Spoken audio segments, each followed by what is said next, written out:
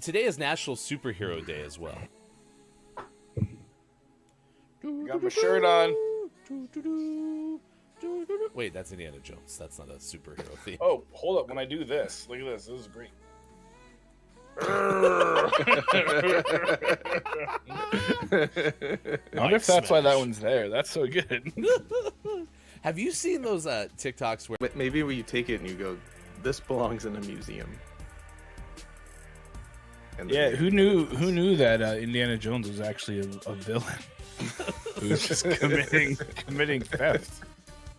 he breaks into one museum and steals something. They're like, you can't take that. And he goes, this belongs in a museum. It's in a museum. Get out of here. Do you know where you are? Sure. So if this trend continues, maybe we need to get, just like we have a mispronunciation counter, maybe we should get a Mets hit by pitch counter. I mean, honestly, Buck Showalter was like, this is just getting ridiculous. And it is. It's getting really ridiculous. Stop it. Stop it. Rob Manfred, do something. Stop being a little butt. Stop being a double money hole. I hate him. I think Bear found the bleep button. It's those long nails. And this is your gaming morning show, Morning Gaming News. Look at that hat. Oh yeah, that thing is beautiful. Does the blue match? Blue looks pretty good on the blue. Yeah, I think it's a good fit. So Good. maybe I'll just gift you that hat. But you need it. You can wear it all the time. But it's yours. It's molded to your head. It's definitely molded. Literally. Gross.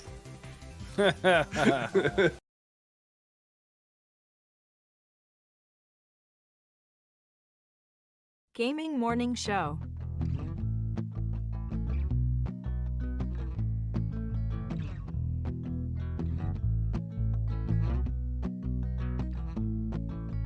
Tell your friends, tell your mom, Gaming Morning Show is on. Wait, Dawson, your mom is here?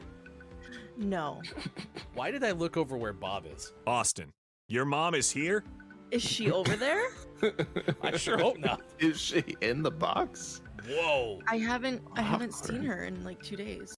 Get out of here, Beelin. I just got the new marble tile installed and you'll mess up the grout. Besides, like our friend Oh Guitar Boy said, Sorry, KK. it's time for the clinically acclaimed Gaming Morning Show. Or should I say, award-winning. And we have a clip of the year, friends. It is the Lost City of D live. Glad we won. Woo! Burp, burp, burp. Kiki Low is in search of something. I need a D that works. There's the D searching in the universe because the D is currently broken. Gaming Morning Show won clip of the year. Oh my gosh. But don't you dare expect to put that Chris Emmy Memorial Clip of the Year trophy in this I box. probably should have prepared something more special. I'm getting the walls repainted soon. Now where to put the chandelier or the bearskin rug? Oh, and the piano, can't forget that. Maybe there is somebody in the world that can help her. Maybe somebody who sings a song. 6 to 9 a.m. Pacific.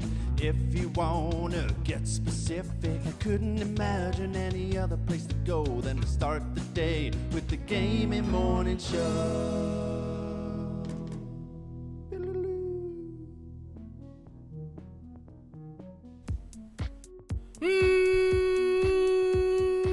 Morning, gamer. It's Gaming Morning Show. Welcome in. It is Monday, May 9th, 2022. And this is a 3-hour morning radio show that plays games. Whether you like it or not, we're going to be here all the way up until 9 a.m. Pacific time. That is sports.gaming in the top left corner of your screen. That's Lucas Michael in the bottom left corner wearing that winners shirt. The New York Mets continue their hot streak. Probably. I don't know, I saw one highlight that made it 5-1 Mets, and so I assume they won. Yeah? Maybe? I mean, do we want to wait? We'll find out at 7:50. It's sports this morning. They did beautiful. It's a beautiful game. It's not soccer. It's baseball. It's a beautiful game. Don't let it get away. I found out this morning that there's only 4 teams in Major League Baseball that have single-digit wins, and your Chicago Cubs part of that. So, the fact that there are 4 is really sad. Yikes. It's okay. It's still April, right? Yep. still just started. May 9th, April of the May. You know what they say about April showers? They make April longer. It's never going to stop raining, by the way. I'm pretty sure of it. At this point, there will be no summer, which honestly is a win in my book. So keep the rain falling. It's fine with me. Whatever. I don't care. We do have Gaming Morning Show, Morning Gaming News coming up in 15 minutes from now. We'll have birthdays coming up at 6:50, and we're going to try to see if we'll get sued. We'll tell you more about that coming up at 6:50 as well. Hope everyone's weekend was swell. King Gray is here. Good morning to you. K-Laugh, I am JF Downs, Scott Chick. We're all part of the pre-show crew, along with Look It's Myco. Yes, and home openers and all this trickle-down stuff with the NFL schedule. It's good. I wish it was out already. Just want it now. I hate the trickle downness of it. I think it's stupid and pointless. But they know what they're doing. Do they? Yes, because we all just eat it up. Oh. We do. We sit there like, oh, there's an international game announced. Like a 1940s gold rush. We all sound like a prospector. Oh, boy. But listen, it's my NFL team, and I want it now. 877 cash meow. Yes. Good Lord. Want it immediately. Give me. I just need to have you two know how good this feels on top of my head. Yeah. Did you miss it? It's like silk pajamas, but in hat and cotton form. Yeah, you know what they say about cotton? It's the silk of the head. Yep. I did know that. Well, you know, as they say. Exactly. Like Sohn and there As is they and say. the Bob blows and flippity flip. I don't know. I didn't even have to wake up early this morning to put in more pomade. I just got up and threw the hat on. I mean, this saved me a minute. So. It looks nice. Thank you. It's everything's right in the world again. It doesn't look as blue. Yeah. When it was on Sean's head, it looked kind of like a bluish white, like a blue glow. But yours just looks blue, or no, white. Oh god. It's kind of got some black in there though. Well, yeah, but that's gross. That's not saying it's gross. It's just that's what they call it, gross. Yeah. It's kind of gross. It's kind of gross. So yesterday, on Mother's Day, Hefty Wife made lemon poppy seed scones. Okay. Nice. And this might be becoming my favorite breakfast pastry. Okay. It's a pretty good one. Okay. It's very sweet. The poppy seeds are delicious, and then they suck later because they're stuck in your teeth and all that stuff. But maybe this side of like the pumpkin scone from Starbucks or the cinnamon crunch scone at Panera. This might be my favorite thing on earth. Cool. It's pretty good. It's pretty good. Cool. So, we're asking you today, what's your best kind of breakfast pastry? It must be really good because you're eating on camera. That's. Could Like you you imagine? full on go out of your way to not eat on? You're like, you'd stop the stream and then eat and then start it up again. It's because it's part of the content. We're asking you what's the best part of the breakfast pastry. Not the best part of the breakfast. That sounds like we're cutting it up like a turkey. I like the dark meat of the lemon scone.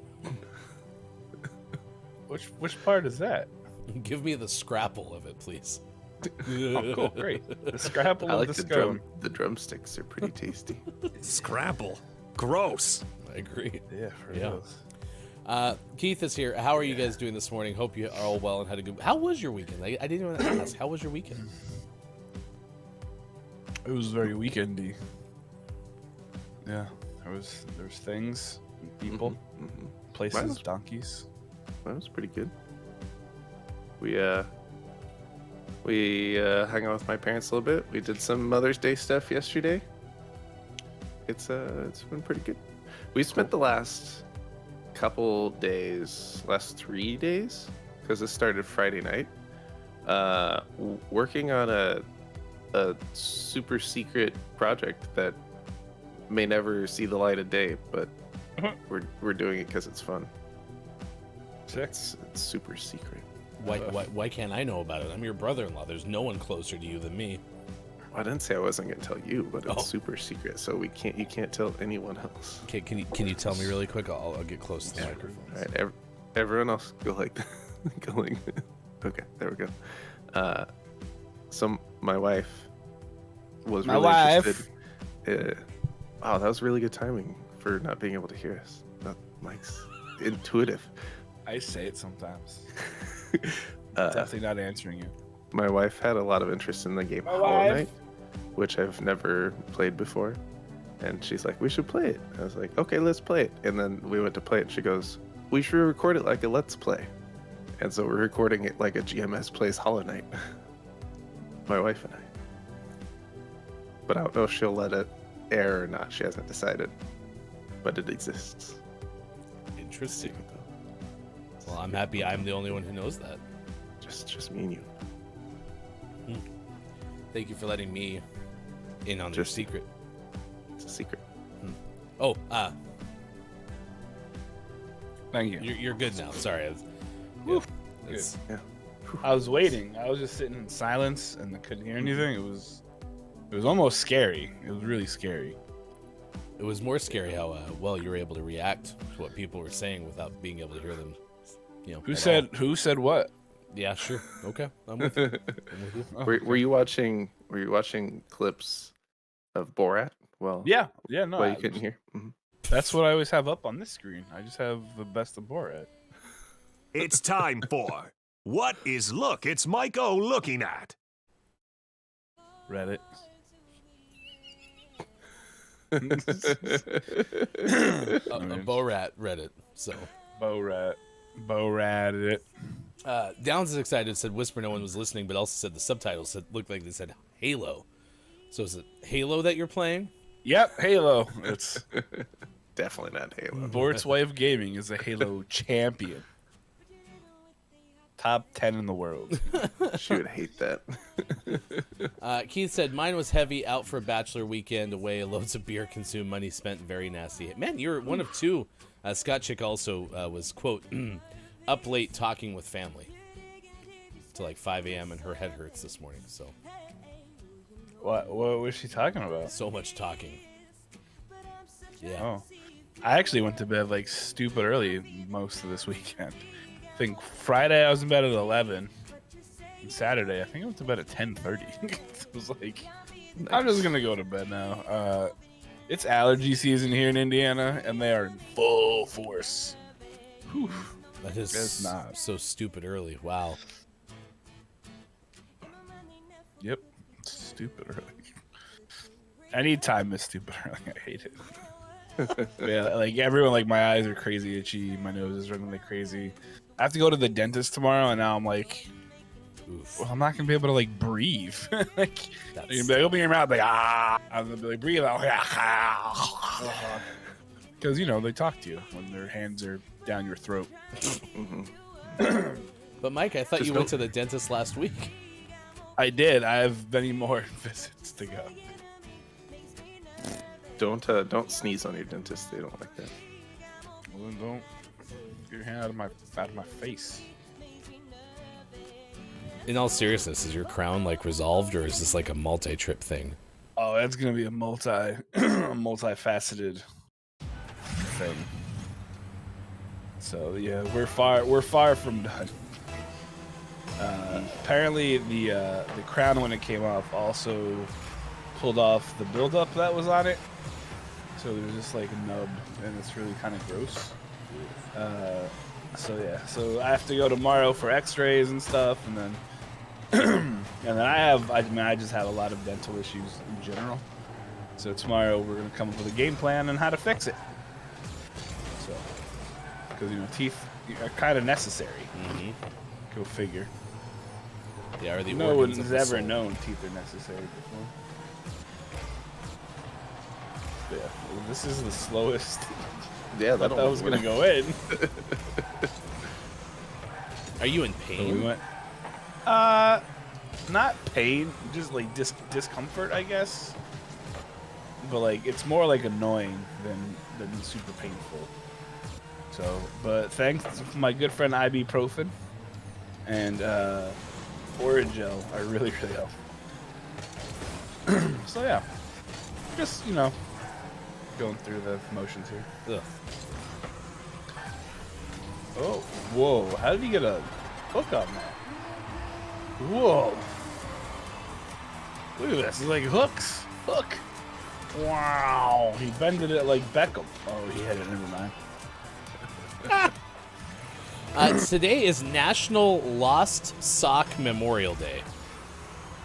Oh no. I will remember. This is the day we stop looking. No, we just celebrate all the ones that didn't make it home.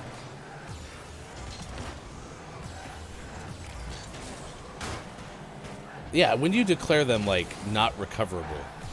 Never. Can't ever give up hope, Ryan. And if you celebrate them on Lost Sock Memorial Day, and then you later on find them, do you have to like take away the memorial? Well, I mean, think about it like this, right? Like, we celebrate like POWs of war, right? Like, or MIA, not POWs, but like when we inevitably, if we find their bodies, we're like, all right, Memorial Day is canceled for you. Like, no, we just celebrate the fact that it came home, but I don't think they usually do. I do think Lost Socks are one of the greatest mysteries of this world. Because it doesn't make any sense. Yeah. We have one hamper for socks and underwear. We should never lose them. There's only one place they're supposed to go. And yet, I'll be folding laundry and can't Have you find ever it. disassembled your dryer to like look inside and see if it like somehow gets behind the drum? No. Because that's all I can think, right? Is like somehow it gets behind the drum and like either that or someday like when my daughter moves out, she's gonna have like a thing in the wall. You're like, what is this? And you open it up and there's like a million socks in it. She's like, haha, suckers! All those years it was me. She's storing them for winter.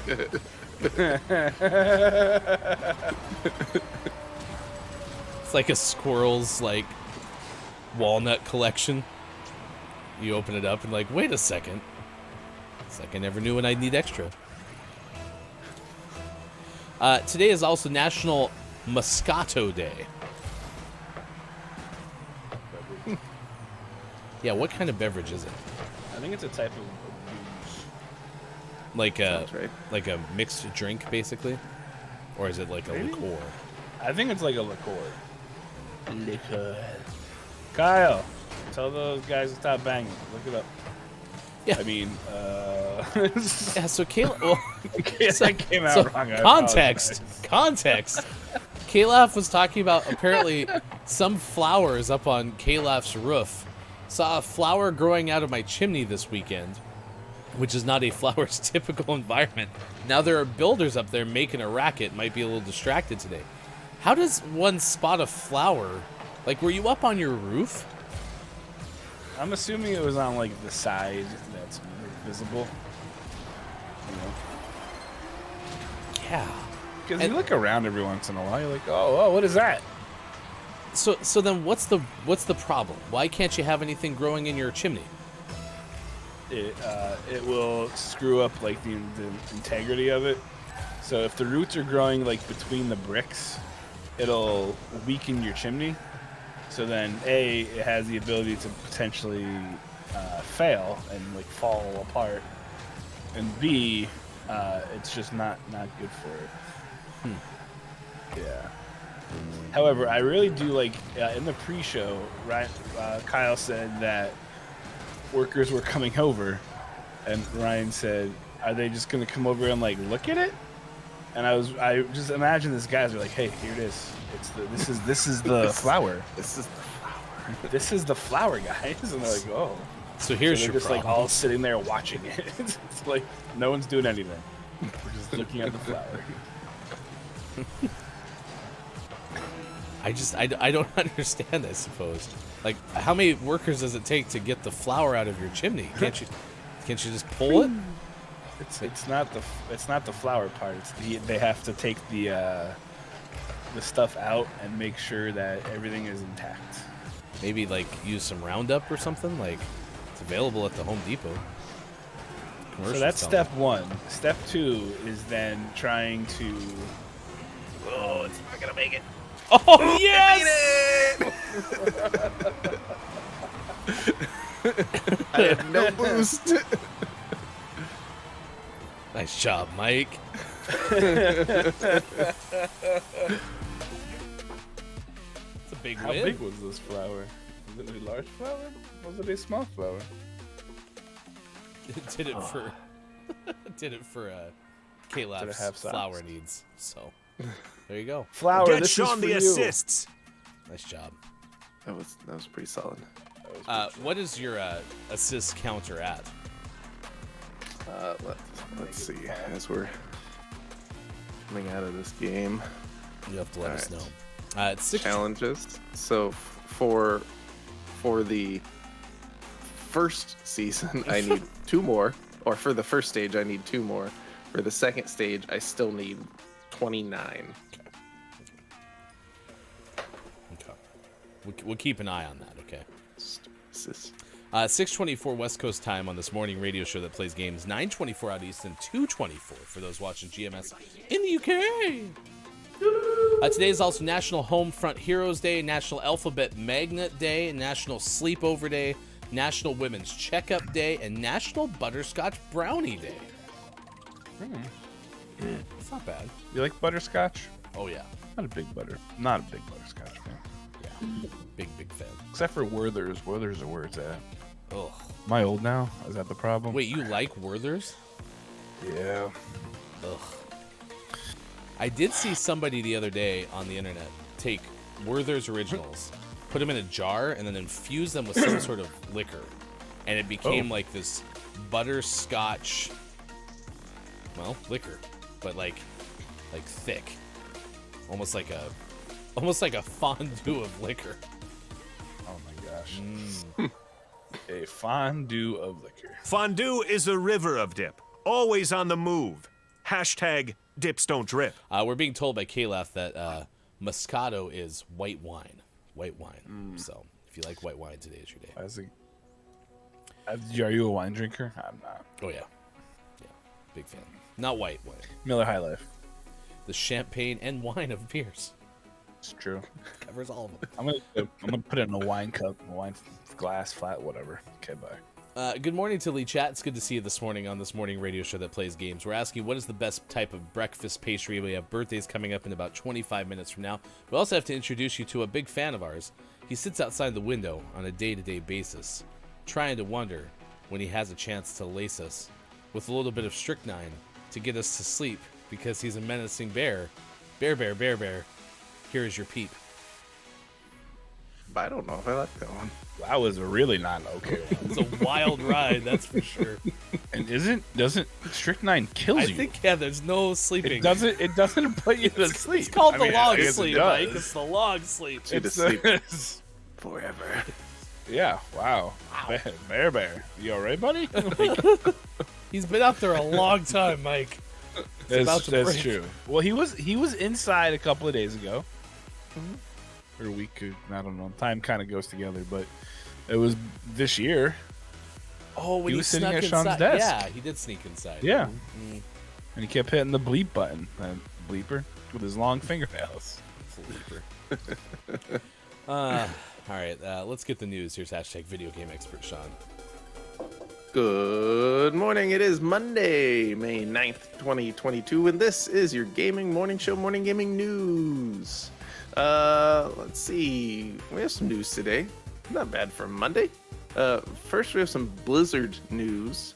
Blizzard has hired Disney veteran as the new Vice President of Culture.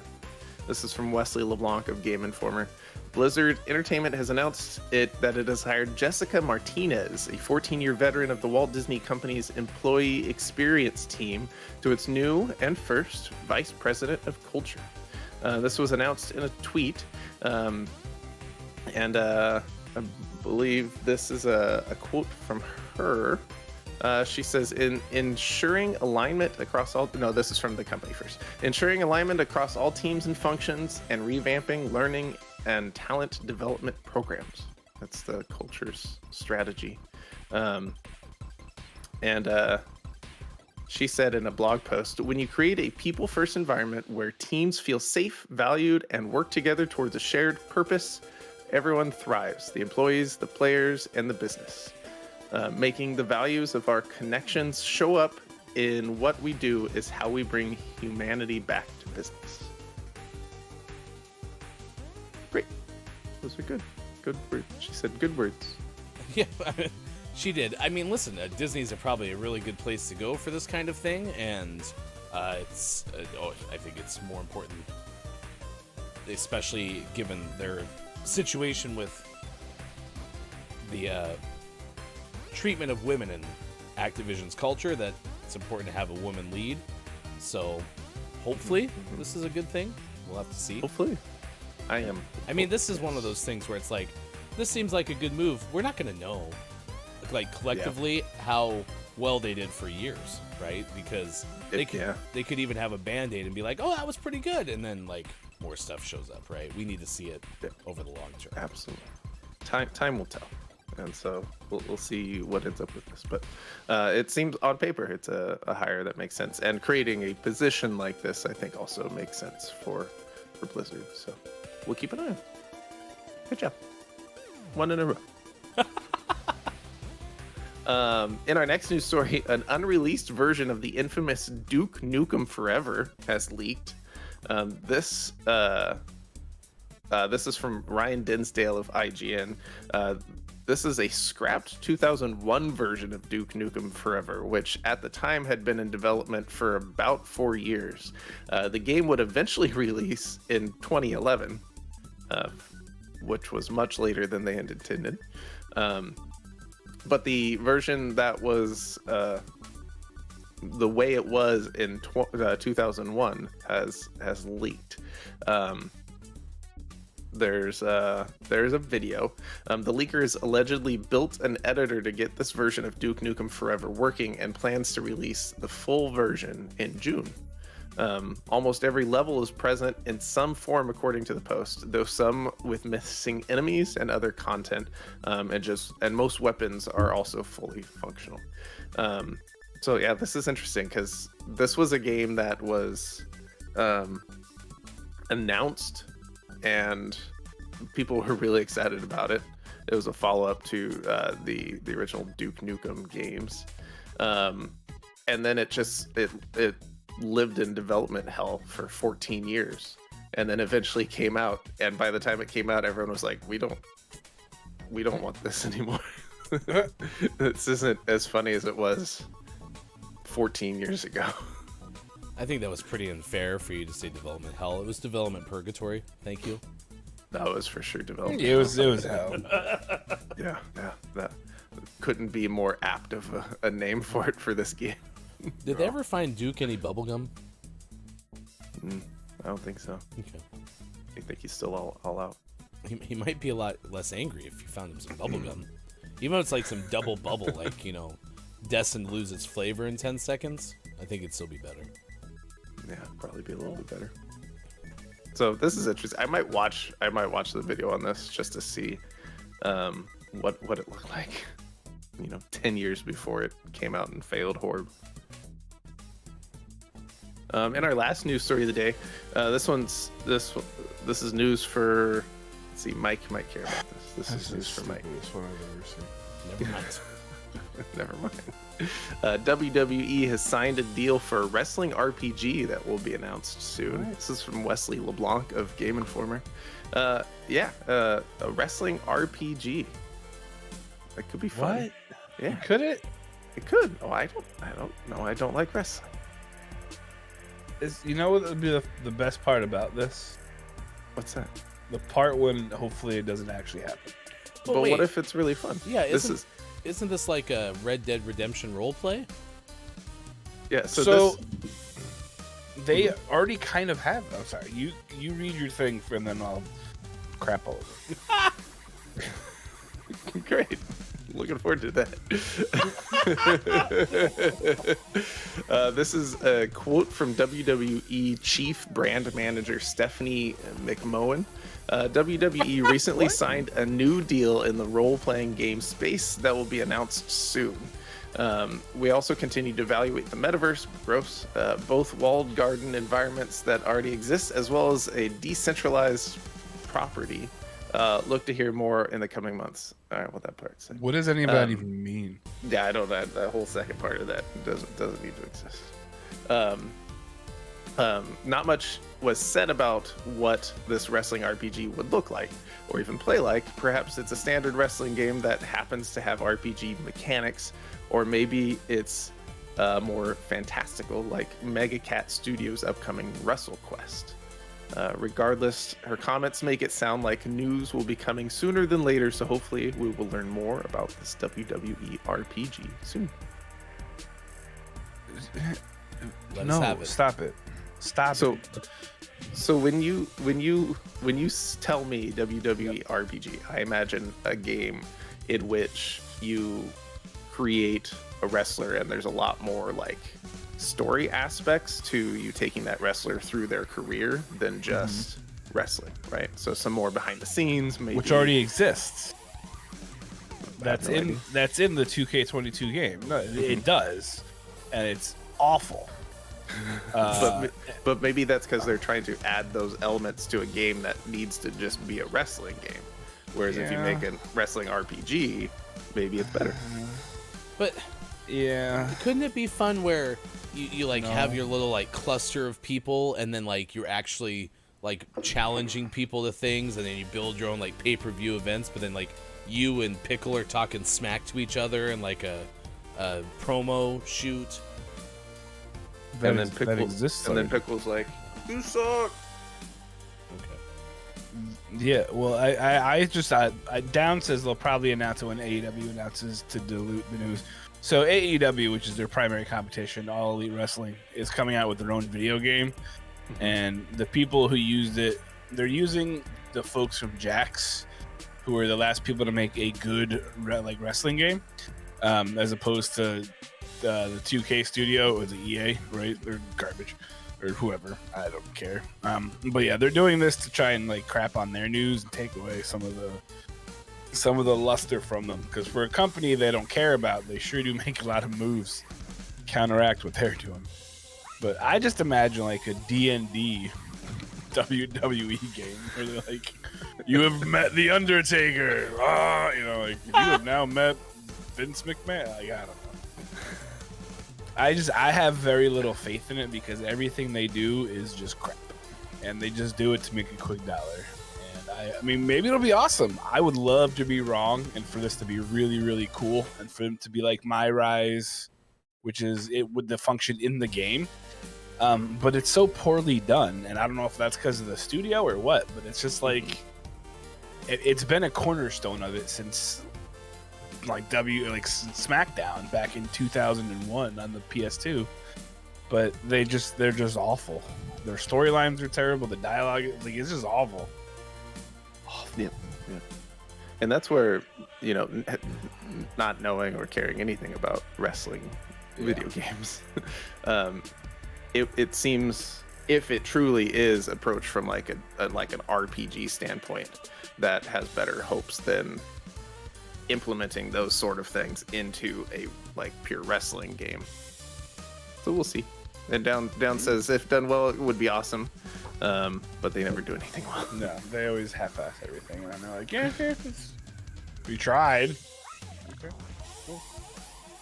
And always last but not least, we finish off today's gaming morning show, morning gaming news with the world-renowned segment within a segment where we take a look at what is out today. And for the most prestigious award in video game focused morning shows, your favorite segment within a segment within a segment, today's name of the morning goes to Deadly Broadcast out on PC. Wow. I didn't know they made a game about us. Wow. That's on with the strychnine, right? Yeah. Bear Bear's version of Gaming Morning Show. Dang it, Bear. 3 why are hosts you doing enter, none leave. Oh, good lord. Coming up on Monday, it's the Bear Gaming Morning Show. Because we'll all be dead. So. Wow. It's most impressive that he got all the way out to Mike. Yeah. Dedication. I don't know how you could get on like a plane. Like, excuse me, sir, can you like put the clasp together? Like okay, just whatever. Just Your Bear impression's so spot on. oh boy. Congratulations, Deadly Broadcast. You're our name of the morning and thus eligible for name of the month consideration. I have some good news too. If you're a Patreon subscriber, you get double entries into those name of the month giveaways. We had one announced from February. We announced it in April because we're a timely show. And we haven't given it away yet, so maybe we should do that this week. We'll figure it out. Be sure to watch the show because that's when we'll do it on the show. So, yeah. Theoretically. Fulfillment. In theory, yeah. Of course, if you miss any of this, well, tune in tomorrow because we'll do it again. It's every single show at 6:25. All right. Right now, it's 6:39. In fact, 9:39 out east. It is 2:39 for those watching GMS in the UK. Good morning to you, Superphonic. Welcome back to the internet. I hope you're doing well. Papa Paz says maybe they need to stop letting 2K make their games. So it sounds like everyone who has like a little bit of a wrestling knowledge agrees with Mike. Yeah. Jukes did pretty good when they created their games. And then they gave it to 2K, and 2K is like, yeah, man, whatever. Throw with it. Just do whatever. Doesn't matter if it's good or bad. Who made the old N64 games? I think it was Jukes. Okay. Yeah. Those were awesome. I love those games. So they were great. Great. It is good to see you, Blaze. Let's get the news. You can news if you wanna. And for that, we do that with Look It's Mike Go. Let's see what Mike's tracking at this hour. What was that? You can news if you wanna. Okay, great. We're gonna go ahead and we're gonna jump into the ECW arena here for this news, which has nothing to do with wrestling. However, if you have ever gone to Goodwill and you were wondering, I wonder if there's anything there worth some money. Well, there may be. This comes courtesy of Ben Hooper from Oopie. He tells us a Texas antiques dealer bought a bust for $34.99 from a thrift store and later learned it was a 2,000-year-old Roman relic. Laura Young said she was at the Goodwill store in Austin, Texas in 2018 when she spotted the bust with a $34.99 price tag. The head was on the floor under a display table, Young told KTRK-TV. It definitely looked old. It was carved marble. Young bought the 52-pound bust and brought it home, snapping photos of the statue riding in the backseat of her car.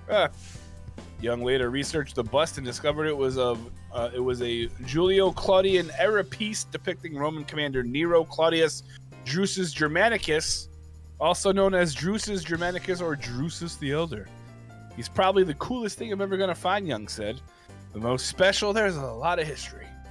Young shared her discovery with friends at an auction house who confirmed her discovery. The bust was later found to have been listed in a 100-year-old catalog from a German art museum. The bust apparently was brought to the U.S. by a World War II soldier. The piece will be displayed in the San Antonio Museum of Art for 1 year before returning to Germany.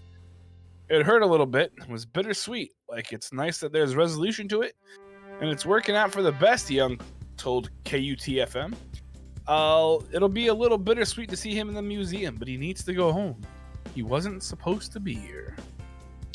Which is funny because he's not a German bust. He is a Roman bust, which is not in Germany. Damn it, Indiana Jones.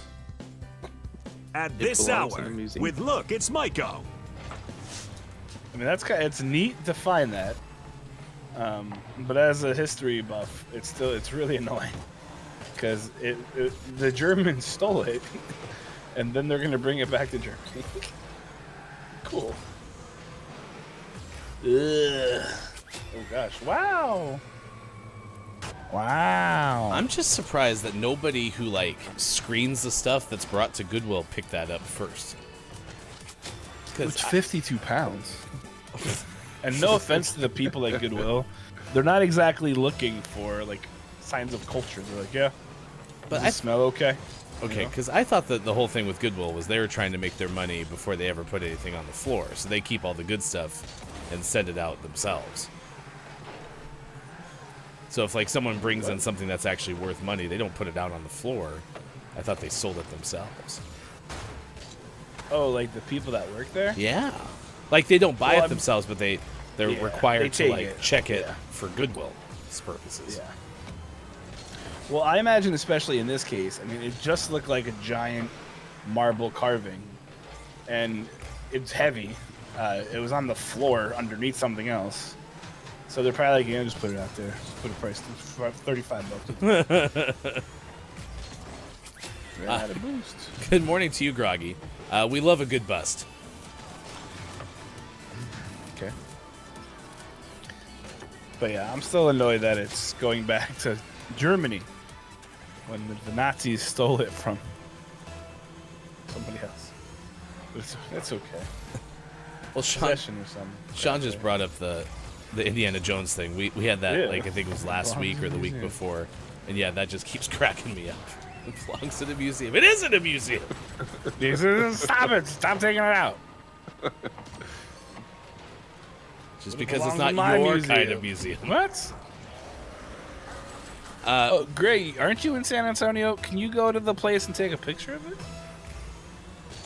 I also like how Ben assembles these stories because clearly multiple outlets talked to this person because you had KTRK and KUT.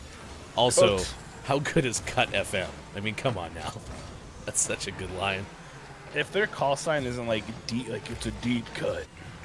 Ooh, they gotta be like their news. No, they gotta be playing like the second or third best songs from artists. Like there's no hits, it's just all the deep cuts. That's terrible. That guy schooled me, holy cow. Today on this morning radio show that plays games, we're asking what is the best type of breakfast pastry? So I vote the scone because the more I think about it, I like scones more than donuts and some other kinds. And even Kalaf, since I'm known for my aversion to sauce, says that maybe that makes sense considering the fact that, you know, donuts can be like more gooey or like saucy. The frosting, the icing can be a little bit more saucy. I mean, I like donuts, but I think I like scones better. Or Danishes. Danishes are good too. Danishes are really good. See, I have a problem with this question because, like, I love croissants. I love cheese Danish. I think maybe I might have to go with an apple turnover, like a popover, whatever the breakfast one is. Would it be a turnover? I don't know. Whatever. The apple one that's all pastry-ish. Yeah, I mean Arby's serves apple turnovers, and I'm sure they're for breakfast. Wink, but I would eat one for breakfast, so that's a good call. That's a good call. I had one bad experience with them, and that was when I went to the Safeway, which is a grocery store chain, like discount rack in the back, and they had some that were made like 24 hours before I bought them, and I took a big bite into one, and it was moldy. Oh, very disappointed. But not scarred for life, because, you know, sugar, so. Fresh cinnamon buns have to be up there. I guess that is a pastry, right? That wins. Yeah, I'll take cinnamon buns. Some glazed cinnamon buns, please. Whatever. They're fine. I think we have some in the fridge. I might have to go make them afterwards. I do like the way about the name Gremlin and Boots, by the way. So whoever that person is, kudos to you. It's a good name. Croissant is king, says Superphonic, and scones. Yes, I know scones aren't scones and all that stuff, but yeah, they're amazing. Oh god. Oh. I didn't come around that as steep as I hoped.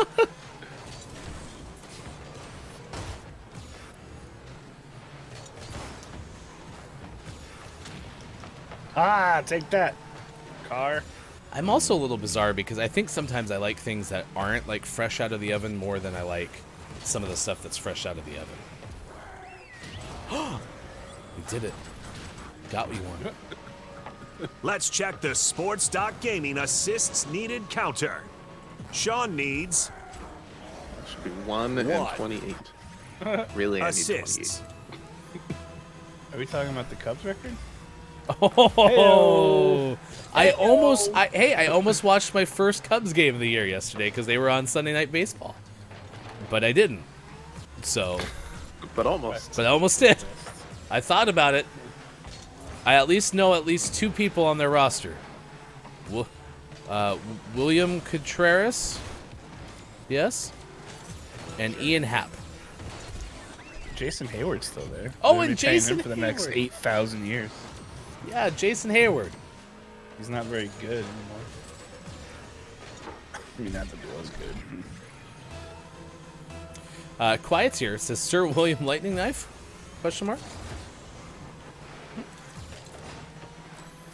The Cubs get the Sir William Lightning Knife, or I don't even think they deserve that.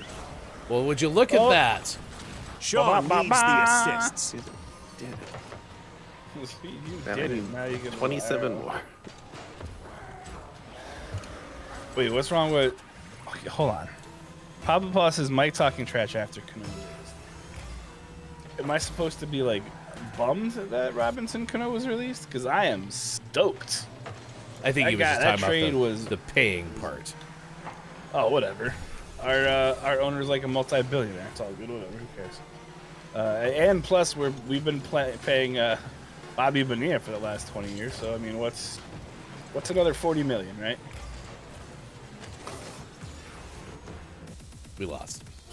Lots of dead money. Lots of dead money. 6:50 West Coast time. It's 9:50 Speaking of out money, east. geez. 2:50 for those watching GMS in the afternoon.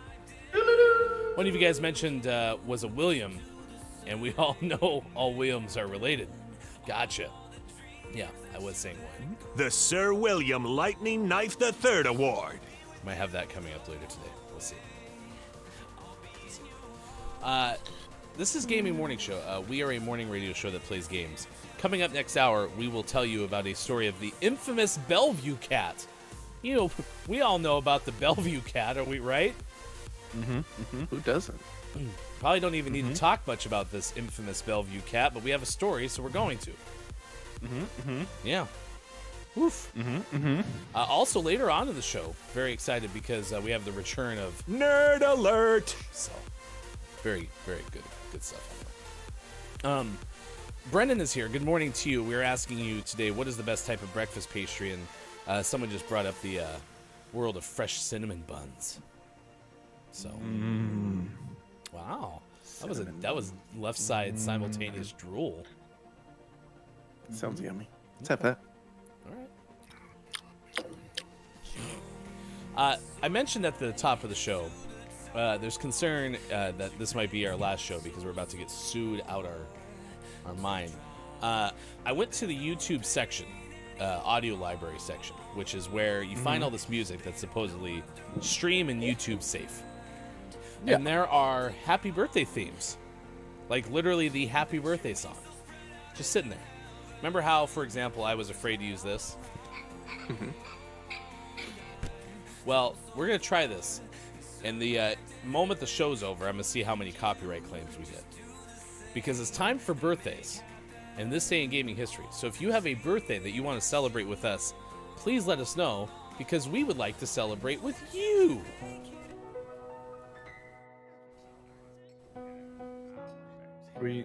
Okay. I don't know if you two can. Oh, hear this, happy but- birthday is free domain now? Yeah, and someone said that, and YouTube, you know, I trust in them. So someone had said this like years ago on the show. So now we have this nice little piano It's almost like a drunken bar. Happy birthday. It'll be really hard for you two to hear, but.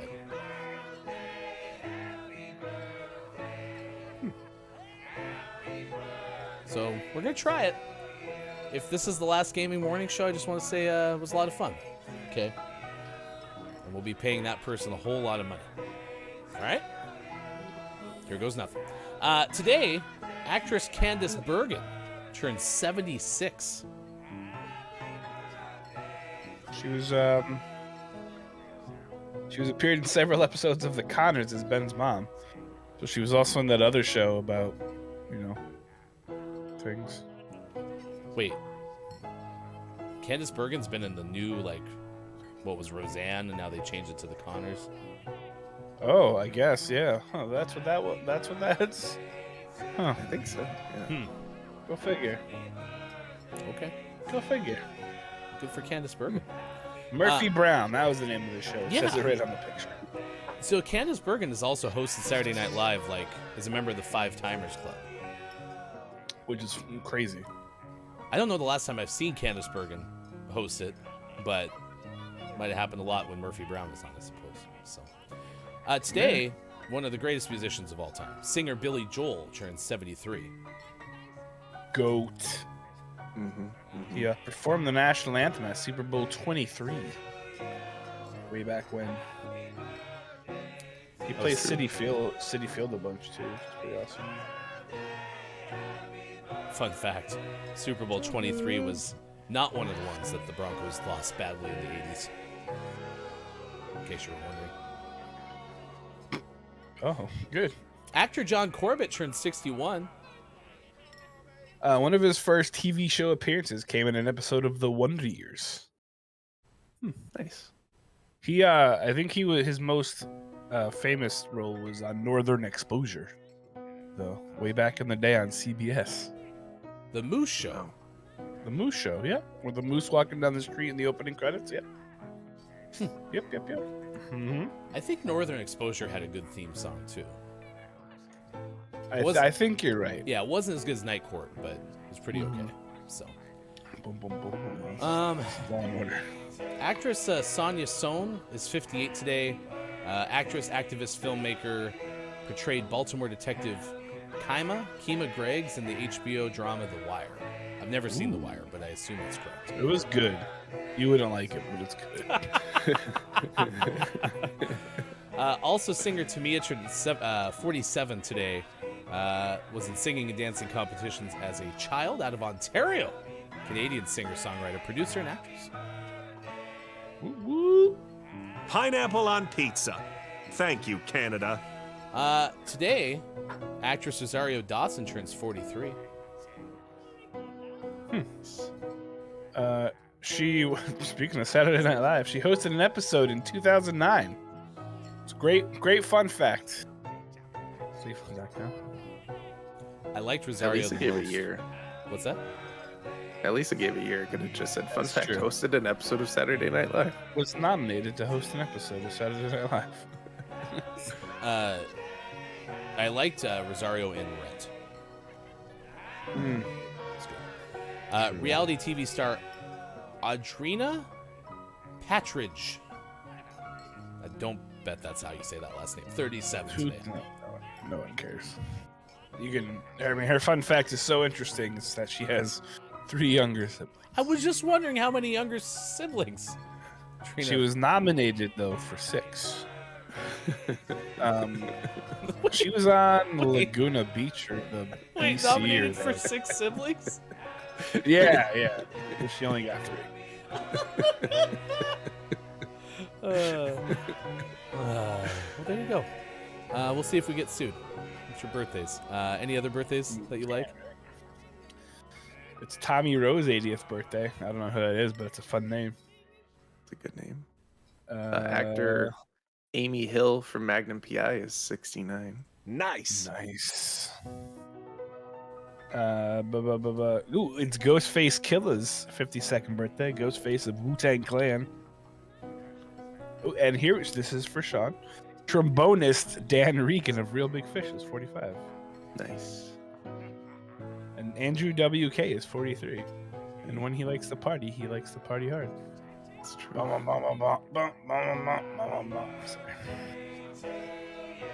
I know what I'm gonna listen to in the break. Should I know that song? If you heard it, you'd know it. It was like, it was in a lot of TV series in like the early 20s. Okay. He played a free concert on campus when I was in college. It was exactly what you'd think it'd be. Yeah. Just like a free concert. Well, but he's like he's a genius. His IQ is like off the chart, which is hilarious.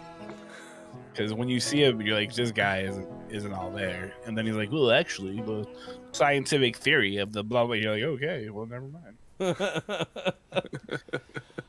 This day in gaming history, 1973 is one. So we have one from before 1995, which means it's time for lawsuit or not a lawsuit. Not 1973, not a lawsuit. Whoa, whoa. The didgeridoo plays Before Sean's, lawsuits were invented. Sean's answer's locked in. Metro Goldwyn Mayer generally releases the film Soylent Green to theaters in the USA. The arcade video game Computer Space appears. Question. They generally release it? Like, what did they do this time? Is that the like terminology for when you finally put it out at all theaters as opposed to like premieres? Well, we generally do this, but we decided we'd just give them to the theaters instead of the people. I should have deleted this one. Correct. Generally speaking. It shouldn't have been on this. It's my fault. I apologize to you. Yikes. So weird. Congratulations, though. You got it right. So, hope you feel good about that one. That was a layup. 2002, Sony announces that as of May 5th, to ship 30 million PlayStation 2 systems worldwide, 11.3 in North America, 9.9 in Japan, and 8.8 million in Europe. It's a lot of product. Holy moly. 2005, Nintendo put out Donkey Konga 2 for GameCube. What?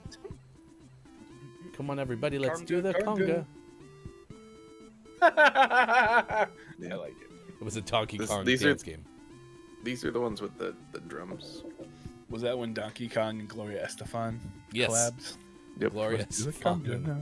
Donkey Do the Kong Donkey collab. Konga now. Did it really involve drums? Yeah. Yeah, little drum controllers. Oh, wow. Oh, wait, you So actually, it was a rhythm drum. controller? I mean, there were two like drums, and you hit them, and that's how you played the game. That's how you What? controlled the So game. it was like Guitar Hero before Guitar Hero? Ish. Yeah, I guess Ballpark. so. And then people have taken those drum controllers, and then like they're like, watch me beat Elden Dark Ring. Souls using these drum controllers. Yeah, that's pretty ridiculous. In 9 seconds. Put that into the atmosphere because I really want to see that happen now. No, I think people have done. They've played like really hard games using these like drums. It's kind of ridiculous. It's ridiculous. I'll post them in the Discord. On an aside, you did talk about your wife and you recording, even though it never may be released, this Hollow Knight GMS Plays thing. When you sent me that picture of, that happening, I thought I saw a drum from Rock Band set up, and so I thought you were playing Clone Wars. No, So if only. That sounds fun. Now I want to do that. 2006 at a press conference in Los Angeles before the Electronic Entertainment Expo, Nintendo announces the release name for its next generation console system, which was Wii. And it shows a conventional controller for it and demonstrates The Legend of Zelda and Super Mario Galaxy. Oh, so at that point they hadn't shown you that it was going to be a body control thing? Interesting. Does anyone know what a conventional Wii controller actually looks like? Did they ever make one? I don't think it ever sold out. It was always the nunchuck thingy or whatever it's called. And in 2017, 5 years ago, Devolver Digital releases the Strafe video game for PlayStation 4. For an oral history of Strafe, we now turn to hashtag video game expert. Here's Sean.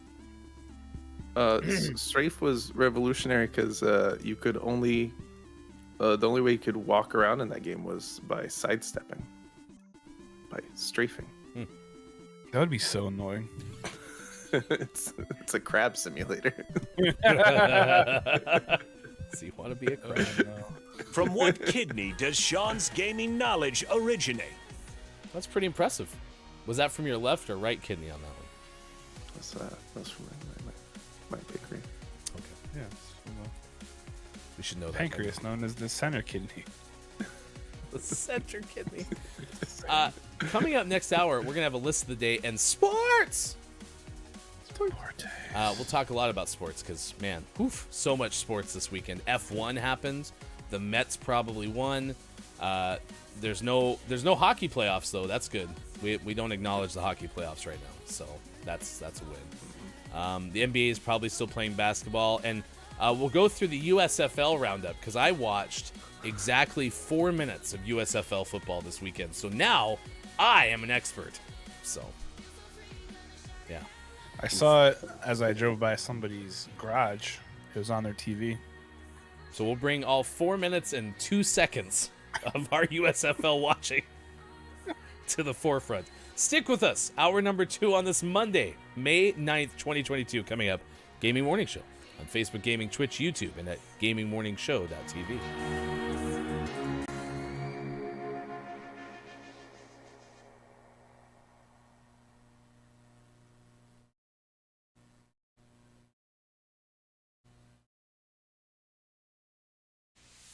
Once upon a time, we were both happy.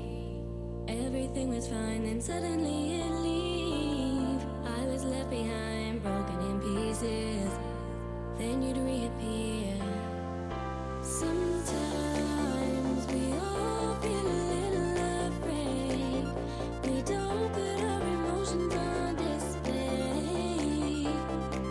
But I've gotta be strong. I don't wanna know if you feel it too. Your chances are gone. And I don't need you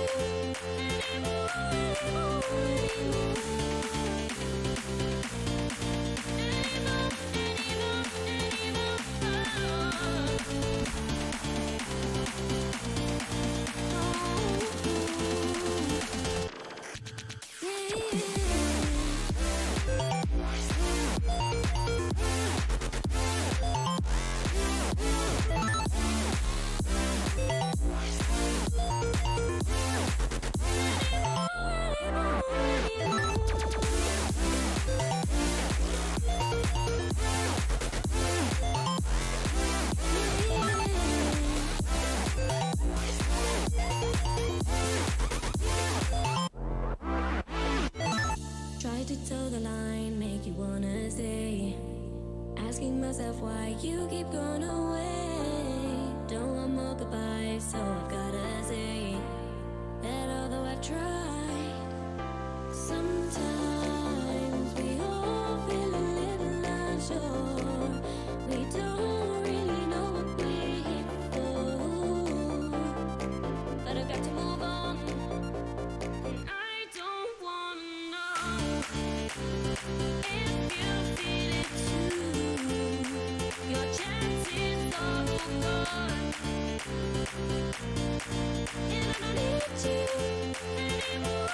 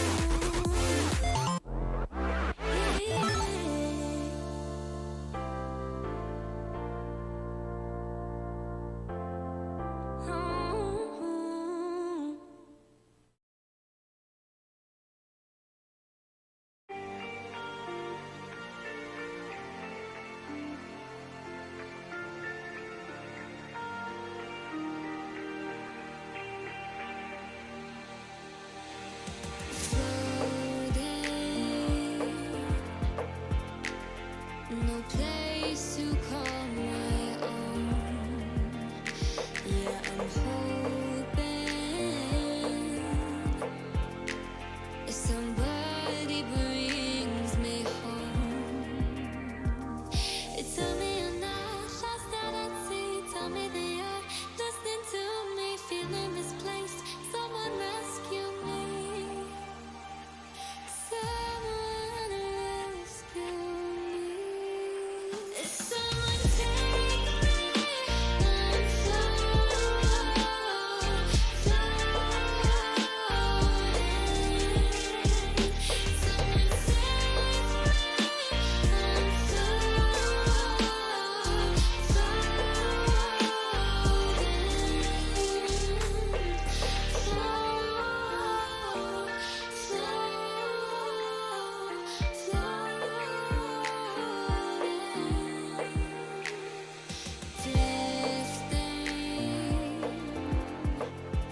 I'm between two different things. Yeah, I'm thinking too much, I'm bursting at the seams. Tell me I'm not lost out at sea. Tell me they are listening to me, feeling misplaced. Someone rescue me. Someone rescue me. It's someone. Tonight, on I Guess We'll Never Know, we go inside the unsolved case of a sibling rivalry. A misunderstanding between brother and sister that led to destruction. Mom, have you seen my Furby? What started as a practical joke turned deadly. Copia said, my sister tried to convince me that it was based on a witch in the woods near my house. I boiled her Furby in response. It was premeditated. Turns out, it was third-degree murder. The eyes and beak melted slightly. A special GMS event. Furbicide in the forest. Only one Furby was harmed in the making of this promo. Or was it? The truth is, You can't kill a Furby. It's behind you! The pain, knew that it was wrong to stay. So I told myself Coming up on Gaming Morning Show, List of the Day and Sports. Find GMS on Facebook Gaming, Twitch, YouTube, and GamingMorningshow.tv. And become a Patreon. Go to gms.watch and click on where to find GMS. All ahead on Gaming Morning Show. Time for hour number 2. Right now. morning! Gamer, welcome in. It's the Monday edition of the show. That's the first one of the week. We do this show Monday through Friday, 6 to 9 a.m. Pacific time. And this is the second hour of the first show of the week, which means it's hour number 2 for the week. Science. What? Sports Gaming sipping coffee. Math? Coffee on the top left corner of your screen. Are you sipping coffee? Copy. Copy. Sipping some copy. I love all this writing that you all did. That's look, it's Mike O in the bottom left corner of your screen. So I too have coffee. Or kofefe, as some call it. Get your Dunkin' coffee. That's exactly what it is too. It's Dunkin' hazelnut coffee. I also have coffee. No way. Yeah. Mug life. Coffee friends. We're not afraid. This is going to be a good show because this hour we're going to take you through a list of the day. Today is Lost Sock Day. We lose lots of things in our lives. Did you know that we generally spend 2.5 days per year searching for stuff? Know who takes the socks? The Tupperware elves. That's because every lost sock suddenly reappears as a Tupperware lid without a bottom. How does this happen? Aliens. That's how. Also, this list lost a few of the numbers on it too. Enjoy it. Alien says it was pretty okay. So I know It's still very sad that we lost Alien, and I'm very bummed out. But part of me thinks Alien's haunting us by stealing our socks. Because that's what Alien would do. It's funny because Mike's had this theory even before we ever met Alien, but yeah. When we all used to work together, Miko, Sean, and I. We worked together? Mike job number 4073. Mike would always be over in the evening corner and just be talking, like mumbling under his breath, be like, Alien steals all the Tupperware, Alien steals all the socks. And then people would be like, you think aliens steal the socks? And he was always like, not aliens. No. But the Tupperware thing's like the second greatest mystery of all time. You know, you're like, how did... What? Why is I have like 14 lids and like 3 things of Tupperware? They never match. What? No. They Yeah, never exactly. Then you're like, how does this fit? Just smash it. Hope for the best. What's the hand motion What's to that? see if it fits? No, you don't have the thumbs thing again. It's Diego, I see a the little shadow over gaming there morning moving. show lizard. You have a giant... Why do you... He pooped in his food dish again. Why do you do that? Bear? Bear doesn't poop in his food dish. Yes, hello? Have you considered getting multiple food dishes? And then one will become the poop dish, and then the other one will remain the food dish. Well, no, because he'll just poop in both the food dishes because he's a little butthole. Yeah, I called you a butthole. Don't poop on the pizza rolls. We don't use that language here. Wow. What do you think is stranger, when Mike used to be over in the cubicle corner talking about Alien, or that he can hear Diego's words? Yes. You guys can't? Yeah, we can, Mike. We definitely hear them. Hey, they can't hear you. You gotta talk louder. It's not the volume. That's too loud. Too loud. No, too loud. Stop it. Now you're It's just Diego. yelling. The gaming morning lizard. It's ridiculous. Ba-dum-bum. Brendan goes, FHC.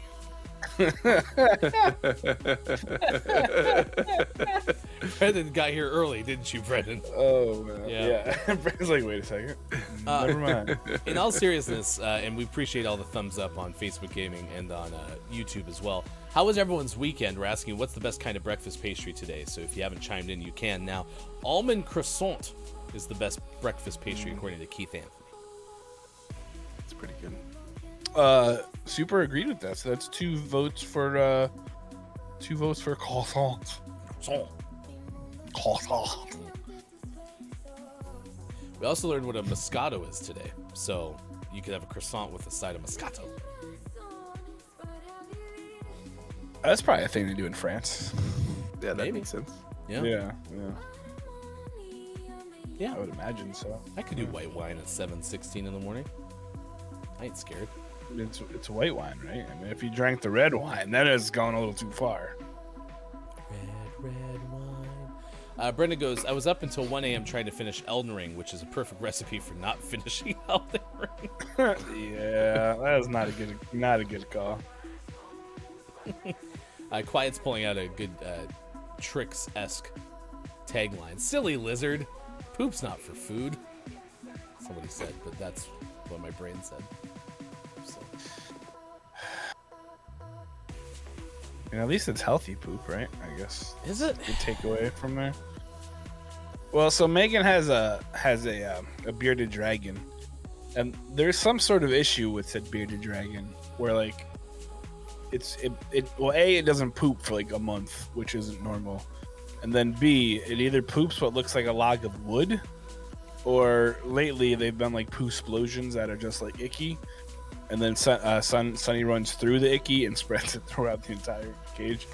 But that's Megan's lizard, so I ain't cleaning that up. Yeah. Honestly, What kind of lizard is her lizard? It's a bearded dragon. See, honestly, I didn't realize you both had lizards. Oh, we also have 4 leopard geckos. Well, 3.5. One of them's like 1,000 years old and is gonna die pretty soon here. But we've also been saying that for the last 2.5 years, so it's not. And we have a scorpion, and we have a tree frog, and Megan wants hissy cockroaches. You have a Not gonna happen. scorpion?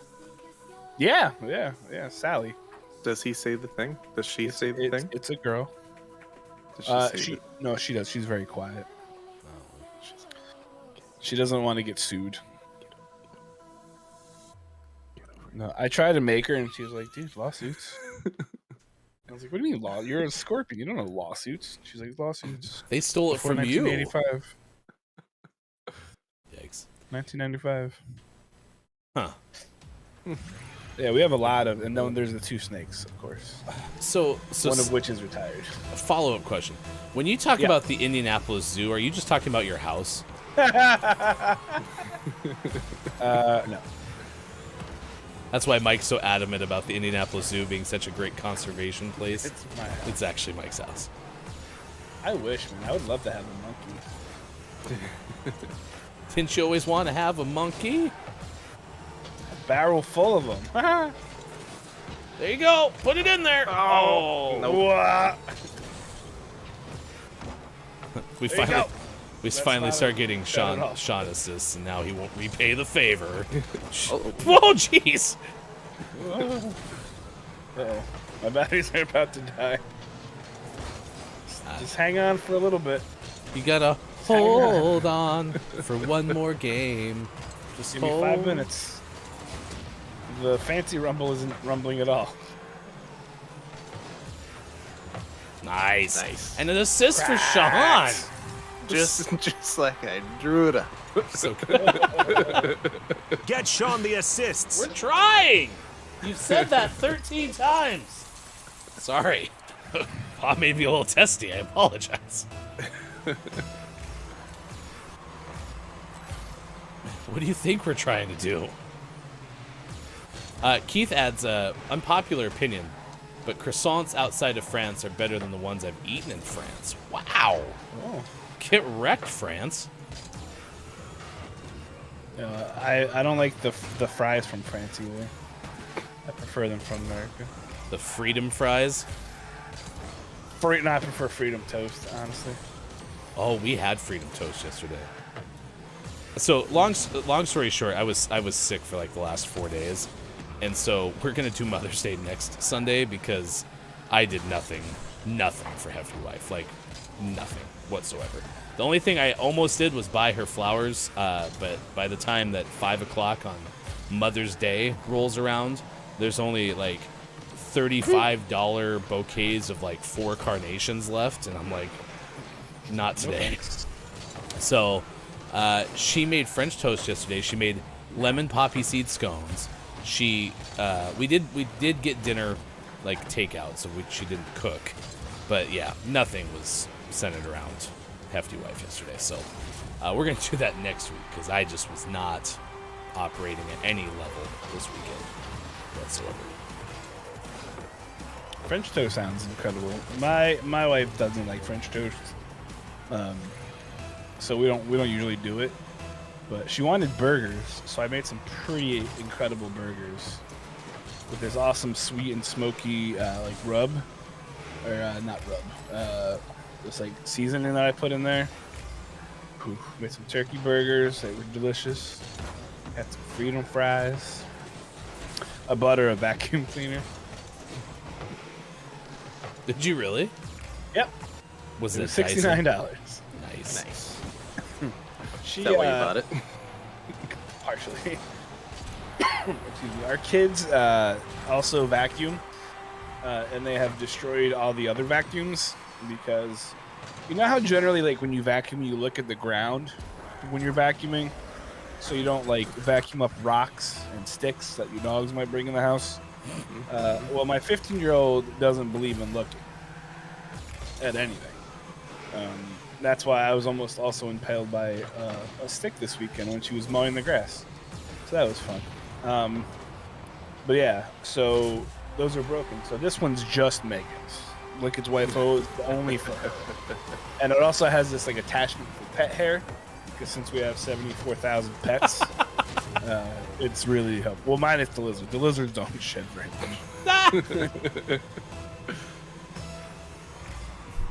Don't lizards like shed their skin, or is that only snakes? No, they shed, then they eat it. And they only do it when they're growing. Like, Diego very rarely sheds, because Diego is the size Diego will be. Posing. Can't see him back there in that box of light.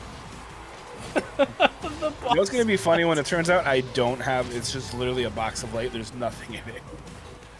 All those pictures of Diego I shared have just been the ones I found on Google search. Well, that'll also make a little bit more sad, the you talking to the box of light. Also. Hey, the box of light needs love too. True.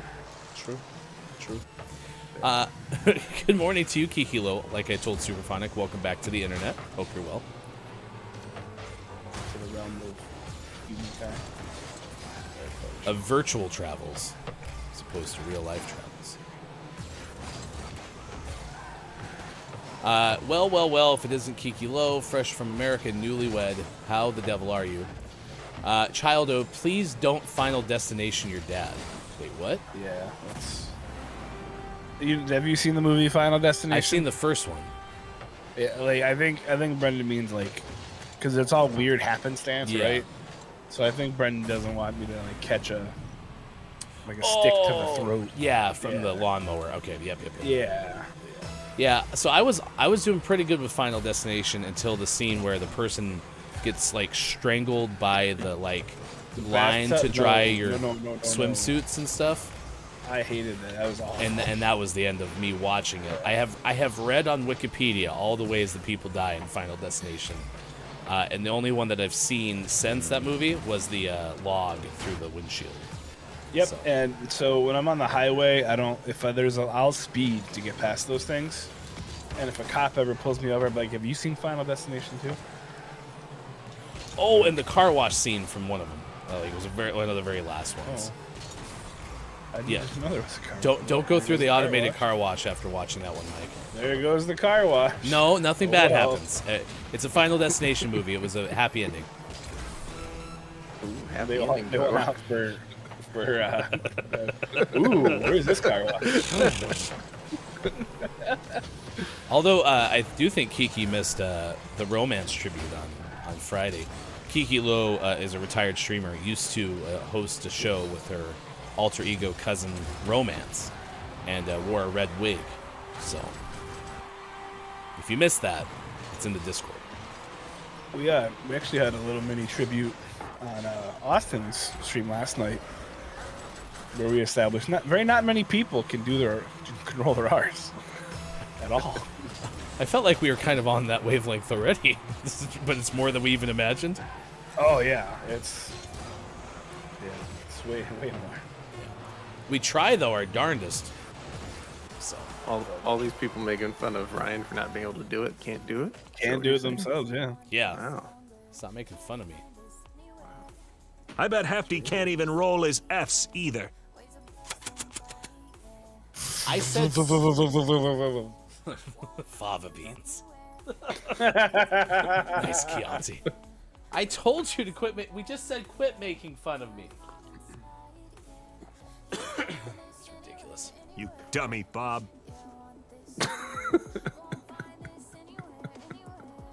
He's getting so down on himself. Whoa. Frustrated. Please help me. Quiet says, I nope the heck out now if I ever see a truck with anything in the back that could come loose. I'm out. Nope. Oh, you're talking about the log truck scene? No, I follow log trucks very closely. It does not terrify me. I try to bump into them sometimes.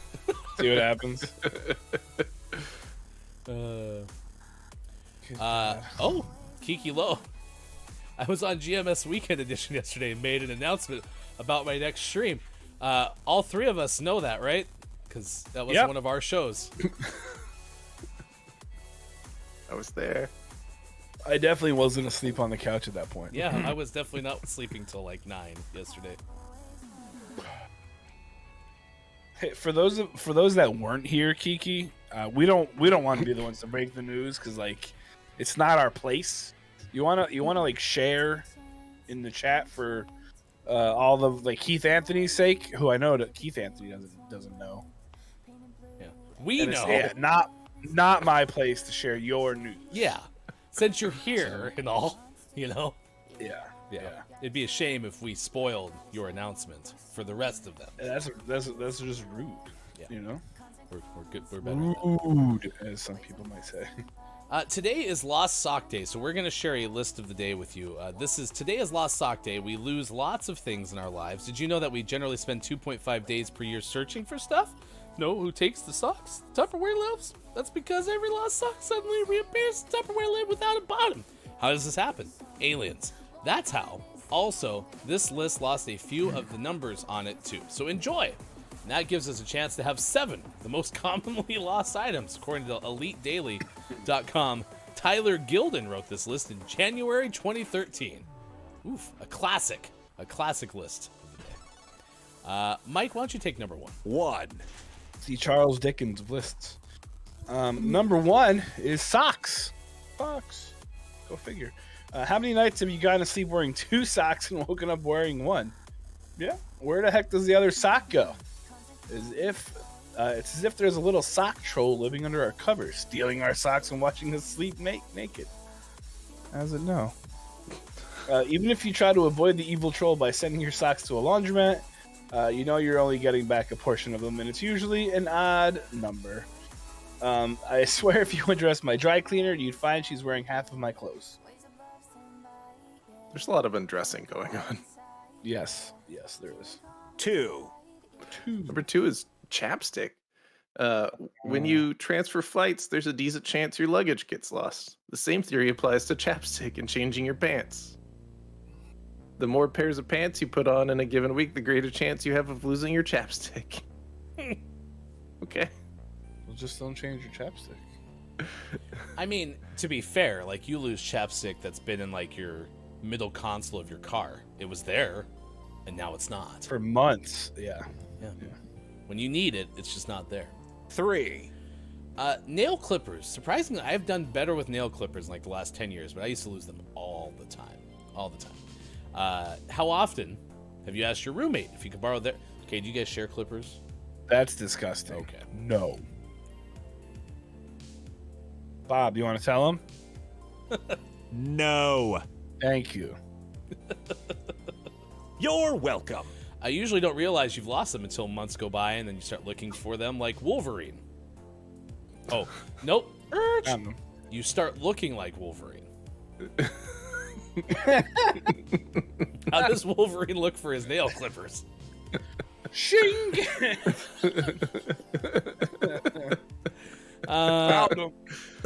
Borrowing from a clean roommate usually suffices, but it still doesn't answer the question. Where the hell did the beep nail clipper go? Yep. Exactly. I have to keep mine on my desk in view, otherwise they're gone. And I'm like, Then Megan goes, hey, use these. I'm like, no. 2 things that have worked for us. I have a spot in my drawer in the bathroom where mine are kept. But then we have one that's on the keychain for the car. So unless we lose our keys, we shouldn't lose the clippers. So. 4. 4 is headphones. Yeah. How many total hours have you missed at the gym because you were spending too much time beforehand looking for your headphones? That's why I don't go to the gym, because I can't find my headphones. That's why. I'm convinced that headphones, especially Apple ones, have a certain lifespan before they just vanish. Unlike other Apple products, after a year of use, just break or become outdated. I'm convinced Apple headphones have a built-in function that makes them just disappear. The only positive is that because everyone has the same pair of headphones, you can get away with stealing. No. You do not share in-ear headphones. No, it's as bad as the nail clippers. Ew. It's worse. Ew. This headphone, they're gonna vanish too. Ugh. Hopefully. Ugh. That's so disgusting. 5. Ugh. It's earwax. Ugh. Number 5 is a cell phone. Interesting things about misplacing your cell phone is that it's usually exactly where it's supposed to be. How many times have you temporarily freaked out that you couldn't find your cell phone while you were using your cell phone?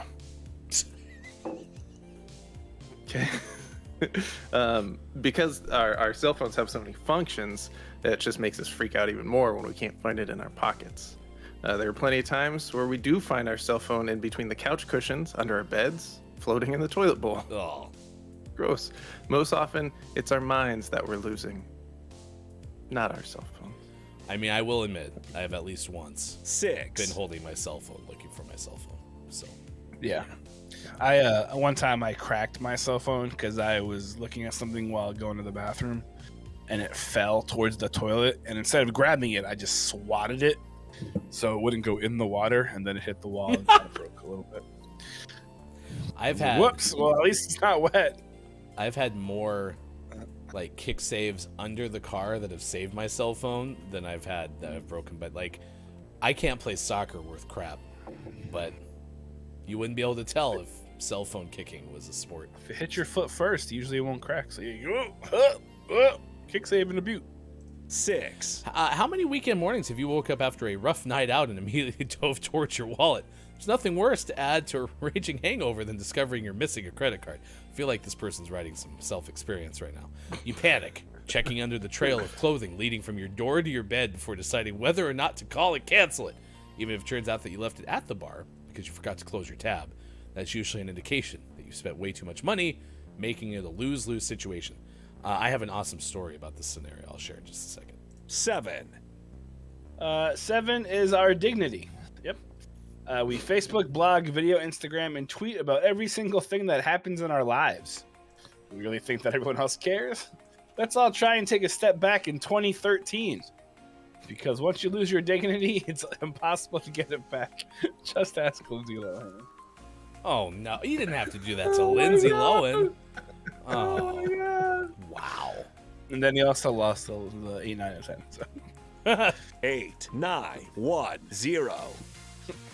Done. Okay, I mean, that's not actually bad advice. I mean, that's true. Bad things can happen, but I didn't think you didn't have to throw Lindsay under the bus like that. Jeez. Well, she's gotten better, but 2013 was a rough year. All right, that is your list of the day. Today is Lost Sock Day, and here are some of the things that we lose the most. You can click on that EliteDaily.com link if you would like to read it yourself. Sean is going to blink out for a second, but you're coming back, correct? Yeah, I'll be back. Okay, we'll miss you. Theoretically. I can get back out of the void. Oh, no. He didn't blink. That's true. He usually has to blink to get out of there. What's happening? Something's wrong. It's cold. Oh, gosh. I'm hearing the voices. It's quite warm here. It's like 60. It's beautiful here today. Actually, I'm going to have to turn the AC on this afternoon. Where's your shirt, Bear Bear?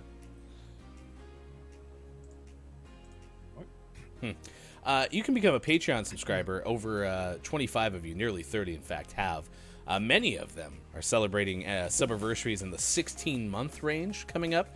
So if you would like to jump on the Patreon bandwagon, it's easy to do. Go to patreon.com/gaming morning show. In a second, we're going to tell you how to save money on Dr. Squatch soap too. I told you I had a story. I'll very much abbreviate this, but one time went to the top floor of a 2-floor bar where you could hold a tab at either, and this was still when they were collecting the cards, and went to go close mine out, and I was like, I'm that Wells Fargo card right there, and they hand me the card and it's not mine, and I'm like, no. Oh, and I'm like, do you have a tab for my name or anything? And they could not figure it out, and we're leaving at like 1:50 a.m. so we had put in some work, and I was like, okay, well, I don't know what to do, but we're gonna go. I'll call you in the morning, I guess. So ended up going back down there in the morning, kind of in that weird time where like people are there, but they're not technically open, to try to get it all sorted out. And I get back and they're like, okay, well, we found your card. We don't have anything on your tab. So here's your card back and have a nice day. You ran up a huge tab on somebody else's card. Or some way, somehow. And we did. I had a habit back in the day. I was working full-time whilst in school, so I had a little bit heftier paycheck than most. And so I would have a tendency to take care of people because I liked being out, and so I didn't want to go home. So it was like, I'll take care of it. And yeah, it was a good stroke of luck. So, and I didn't lose my card, which is even the better of it, right? So I can't believe that. That's so messed up. Yay me. Yay me. Keith says, this happened to me yesterday. I left Nottingham with my phone in my car holder whilst using the sat nav. Patted my pockets, realized I lost it, turned around to go back to the hotel thinking I left my phone in the hotel. Oh, so your phone was in the car holder and you were like, oh no. Oh my gosh, that's funny. I've definitely had it like on the magnet thing on the dashboard. I'm like, oh crap. I can run back in the house, like looking through my office. I go like tear apart the bed, go to all the bathrooms, like look in the couch cushions. I'm like, I don't know where my phone is. And it's just like, I'm over here. You lost me. Yeah, now with the lost my I have an iPhone, so lost my iPhone thing, like it's so much easier to find it than it used to be, but yeah, that had to happen. Good morning to you, Dungeon Meowster KJ. It is good to see you on this morning radio show that plays games. We're asking, what is the best kind of breakfast pastry? Because my wife made lemon poppy seed scones, which are one of my favorites. Kalaf goes, wait, what's wrong with sharing clippers? There's nothing wrong with that. Clean them off before you give them back. Easy peasy. Just don't.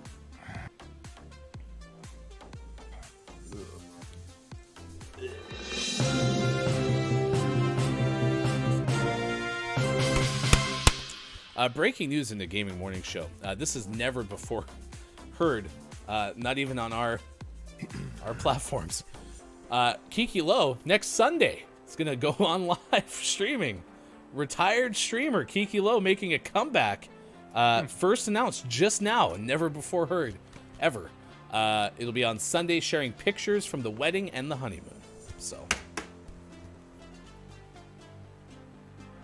on the internet? Thank you for saving that for our show and not telling anyone else about it prior. Yeah, we really appreciate that. Yeah, it's very nice of you. So, let's find out. You can news if you wanna. What Maiko's tracking at this hour. Gaming Morning Show. Good gravy. Bob's losing his mind. What else is going on in the world today? Some crazy things. If you didn't remember us talking about it before, I'm sorry. But the owner of a notorious cat in Bellevue named Miska won a $125,000 settlement from Bellevue in King County following a 3-year court battle. This comes to us courtesy of My Northwest staff from mynorthwest.com. They tell us Anna Daniele, the owner of Miska, and her attorneys allege that one of the neighbors who filed complaints against the cat was also the head of King County's Regional Animal Services, a grave conflict of interest and overreach by a government official, attorney said. The litigation stemmed from approximately $30,000 in fines and more than 30 violations for the cat's alleged behavior. While this was a unique situation for the city of Bellevue, we are hopeful that our updates to city code regarding civil offenses involving animals will help ensure the future scenarios are resolved earlier and more clearly so pet owners and their neighbors can live without disruption, read the city's official statement. Dating back to 21-4, Regional Animal Services of King County, contracted by the city of Bellevue, issued violations for claims that Miska trespassed, taunted other pets in the neighborhood, and committed other infractions. Miska's neighbors claim the cat has killed dozens of pets over the last 7 years, including ducks, chickens, and rabbits. Reports from Animal Control acquired through a public disclosure request stated these allegations dated back to 2012, including reports of her stalking a neighborhood dog. This legal dispute cost the city of Bellevue $25,000, according to Bellevue's Chief Communications Officer, Brad Harwood. Back to you, Ryan. This link, you gotta take a look at this cat. This cat kind of picture looks like a cat that just doesn't give a, yeah, gonna kill whatever's in its path. So, yeah, I think it's weird though that it's killed dozens of pets. I feel like that number may be overstated. Could be me though. Well, I mean, it's different types of pets that like cats can go after, except the cats kill ducks and chickens, and rabbits. I mean, maybe this cat does. This cat seems like you said, like a BA. Is this one of those cats where it's like, oh, I raised a cat. It turned out it was a baby leopard. You know what I mean? Because a cat killing a chicken's got to take some effort, right? I mean, chickens are kind of stupid. They're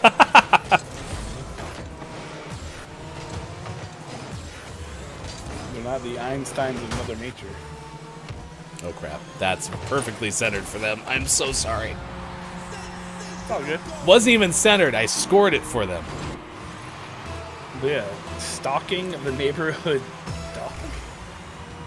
Like, what? You should get a better dog if that's the problem. No offense, but your dog probably sucks if it's being terrorized by a cat. Wow. Get a better dog. Just You- saying. Dixie nor Delilah have ever had problems with neighborhood cats? Well, we don't have any cats. True. And they like to kill things, so. They've gifted us a bunny. Your dogs have? Yeah. Oh no. Well, I don't think they meant to gift it to us.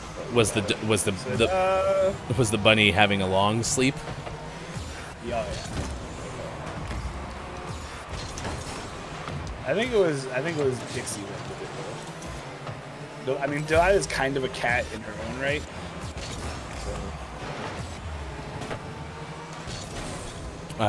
Kiki is lurking, has a meeting. You're back to work on the Monday following an international trip? Wow, that's hardcore. Hope you have a great day working, though, and hopefully a good lurk, too. Thank you to all the lurkers and listeners of this show. We appreciate you. Billy Thundergun Award winners last week. Thanks to Hey It's Brendan _TTV. Showed his true ambassador nature by giving that award to the lurkers and listeners. So. Glad you're about to lose your mind, so.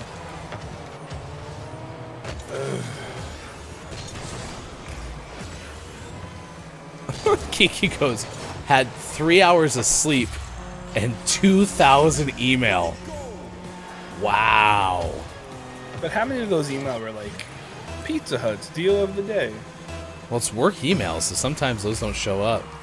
I mean, that's pretty tough. King Gray says, stalking the neighborhood dogs, that sounds nice, unless it was stalking them, then that's not nice. Stalking. Coffee talk. That's a good skit. Saturday Night Live was TV show.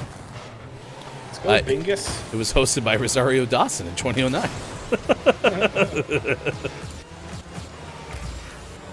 That's not where I meant to hit that. Gray is home. Didn't want to leave. Miss y'all. Gray, I had a great time not meeting you, but I hope that you're fine. So. I had a great time not. I was gonna say that actually sounded way ruder than I intended it to be. Real bad. It's like, how was it? How were your trips? It was great. I didn't have to meet Gray though. Oof. That's good. All right. So who has a favorite breakfast pastry who has not chimed in? Croissants are popular among those in the UK. Although, I live in Indiana. but you didn't. You said your favorite was something else. The cinnamon buns. Apple turnover. Oh yeah, cinnamon. You're right. My bad. Yeah, cinnamon bun. 110%. Oh, you know what we haven't even covered? You went on a field trip this weekend. Yeah, I did. Kind of mostly. I visited Uranus this weekend. I did not get a chance to dig deep into it because of people. I plan maybe this week during the day I'll go back and have a full report. But yeah, Uranus was much smaller than I thought it would be. It was pretty tight inside. Not a lot of ability to move, you know. It was very crowded. Uranus was super crowded. Yeah, but it was cool. I'll definitely go back. There's a lot of cloth in Uranus. Yeah, it's crazy. This was in Missouri, right? What? Isn't this place in Missouri? Yeah. Oh, I thought it was in Missouri. The original Uranus first started in Missouri, but it grew so much it's now in Indiana. Uranus is huge. Uranus got really, Yeah. but it's still it's very tight. It's intimate Very in tight. Uranus. Very intimate. Yeah. Well, I'm sorry that you couldn't actually explore the fudge in Uranus. Yeah, I didn't get to eat any fudge out of Uranus because it was too tight inside, and people were very rude. Yeah. Well, at least you tried. Yeah, no, and I'll go back now that I know where it is, and I will go and I'll eat Uranus, and it'll be great. The fudge from Uranus. Sorry, I'll eat the fudge out of Uranus. Uranus Fudge Factory and General Store. Yeah. 10:48 out east. It's 3:48 for those watching GMS in the UK.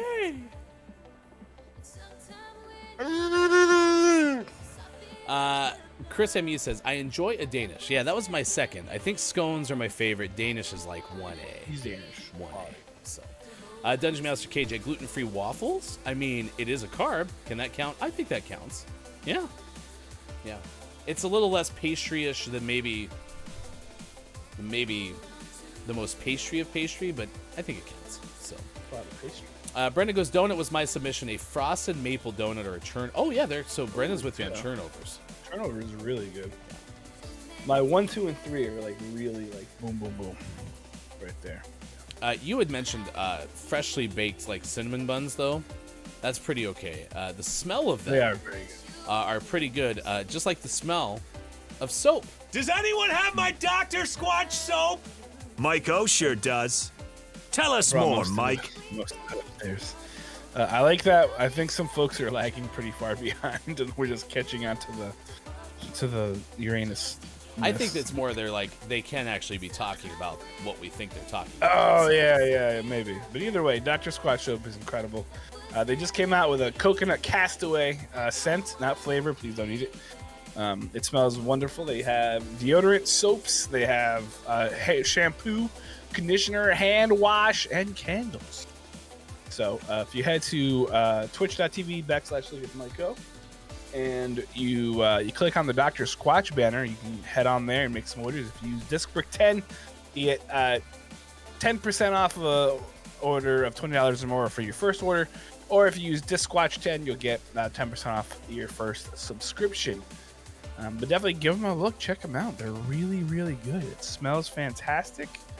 It'll keep you smelling great. So are you saying I can get like a bay rum candle? Yep. Ooh. Sure can. I'm interested. Ah, yes. Smelling through the box hole. Wow. It's the box hole right there. The box hole, huh? It smells nice. That's something. Bob likes it. It's great. The coconut castaway smells incredible. If you're into it, get it. Coconut castaway. Brenda says, ooh, coconut. Good. I need a new order soon. Now I won't just order 8 bars of bay rum soap.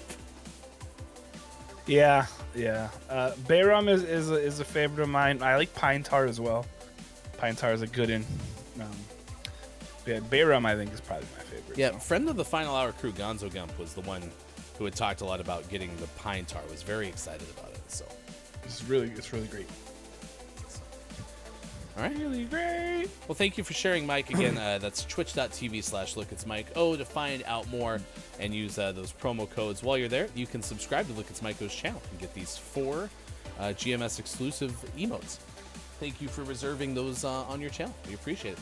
It's 7:51. It's time for sports. So a lot happened this weekend. It was a heavy sports weekend. And of course, coming up on Thursday, it's the NFL schedule release. Not like it's 3 weeks too late, but whatever, you know. Yeah. So now you mentioned the home openers came out. Are you excited about the Eagles home opener? They open up, well, yes and no. They open up at the link at night. It's an 8:30 Sunday game, I think, and I hate 8:30 games because then you have to stay up until like midnight. Yeah, so it takes a while, and I hate it because I want to be able to sit down and enjoy the game and be happy. But yeah. So this is a breakdown. This is from Bleeding Green Nation, which is an Eagles blog. SB Nation. It sure is. It's a Monday night? Oh, Jesus. Yeah, that's week 2, Monday night. ESPN's going to announce on Good Morning America today, and it's just some of their, like, ESPN games, I guess. Like, they're not going to announce the whole Monday Night Football schedule. They're going to leak some of them. On Tuesday, CBS is going to announce some on CBS Morning. Fox going to announce some on Wednesday on Fox and Friends. And NBC is going to announce some on the Today Show on Thursday. And then at 3 o'clock on Thursday, that's where everything will be announced. So.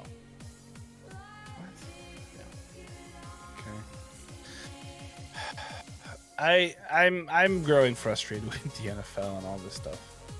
Also, apparently not that Thursday night football is any good, but the Thursday night games are on Amazon Prime. So you have to have Amazon Prime to watch the Thursday games or Amazon. Mm-hmm. And I got into a discussion with somebody online about this. They're like, who in 2022 doesn't have internet? A lot of people. Like, a lot of folks counted on like over the air stuff. So when they moved to the NFL Network, that sucked on its own. But you can at least get like a cable box. Doesn't mean you get internet. So and they were still simulcasting them a lot. It wasn't every game, but most of them were still simulcast on whoever their broadcast partner was. Now it's exclusive. Like, Amazon's doing all the work, and it's only on Amazon. So, yeah, it's going to whole new world with you. It's a Aladdin reference. So, sorry, my wife was being weird. Look, it's Wifo. We're doing a morning radio show. I saw Look, it's Wifo walk by, so that might be the only second time I've ever seen Look, it's Wifo in the wild. So, yeah, she's getting bugs for the lizards. Did you happen to watch the Kentucky Derby? No, but my wife and children apparently did. Wow. Yeah, I don't remember it's on unless I see it in the guide, and I happened to see it in the guide after watching hockey, I think, or something. And so I watched the whole thing, and the 80-1 longest shot won the whole thing. This horse was put in the race 30 minutes before the deadline to add horses if someone dropped out, and someone had dropped out. And so this horse got like the 21st stall, and the video is amazing. Rich Strike was the name of the horse that won the whole thing, and ended up beating the favorite by almost 3/4 of a length. But the amount of coverage that this horse put in on like the last 5th or 4th of a mile, damn. Well, and then once it won, wasn't it like eating the other horse that was meant to slow it down? Like, oh yeah, like the pony that like it rides alongside. Yeah. Well, and then the handler on the pony like punched Rich Strike in the face. Like, that's not going to go well with those who don't like horse racing. But yeah, so the I think they said that was one of the first, or was looking to be the first Japanese horse to win the race. Was it Crowd Strike or something like that? No, it can't be Crowd Strike because it was Rich Strike. But that horse led like 3/4 of the race. And then with Messier, which was named after Mark Messier, the hockey great. Oh, crazy! What? Yeah, I think he owns horses, so it makes sense. And then the favorite, along with like everyone's like, this horse is going to be tough. Zandon rhymes with Brandon.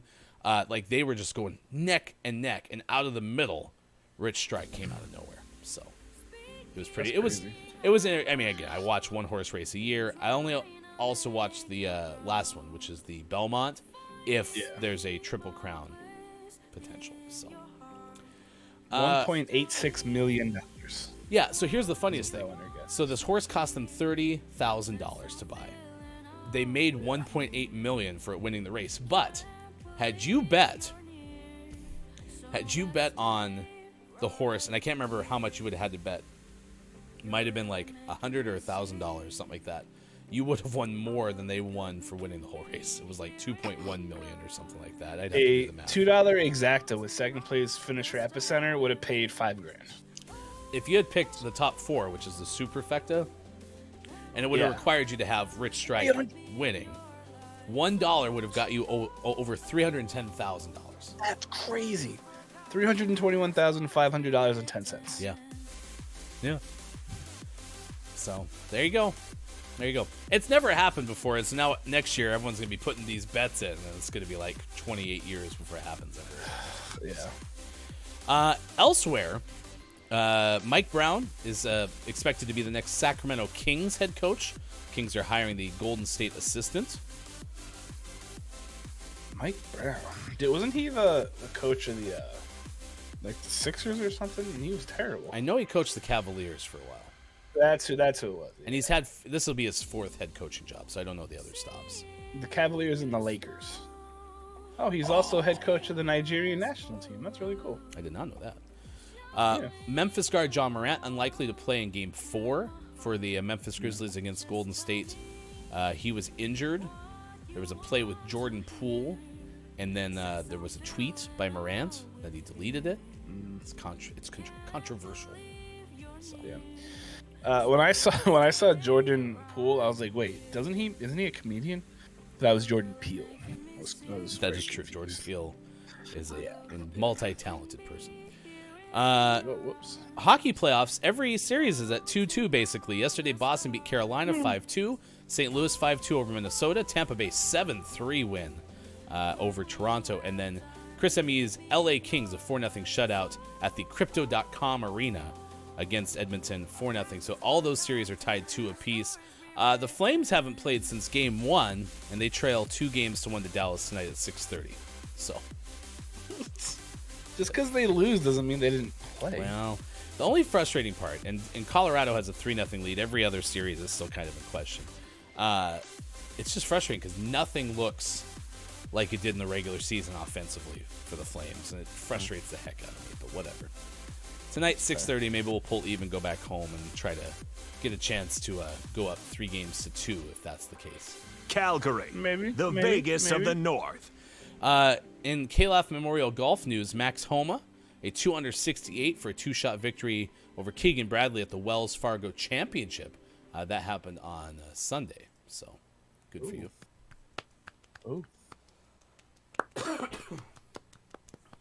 What else happening? We have F1 news yesterday. First race in Miami. They built a track around the Dolphins arena, the stadium, which is pretty awesome, and most of it's permanent. So they're trying to get this back year in, year out. Max Verstappen, aggressive early pass, wins the race over Charles Leclerc. Of course he did. 3rd win of the season. So I think Max has won every race that he's finished this year so far. Leclerc was good.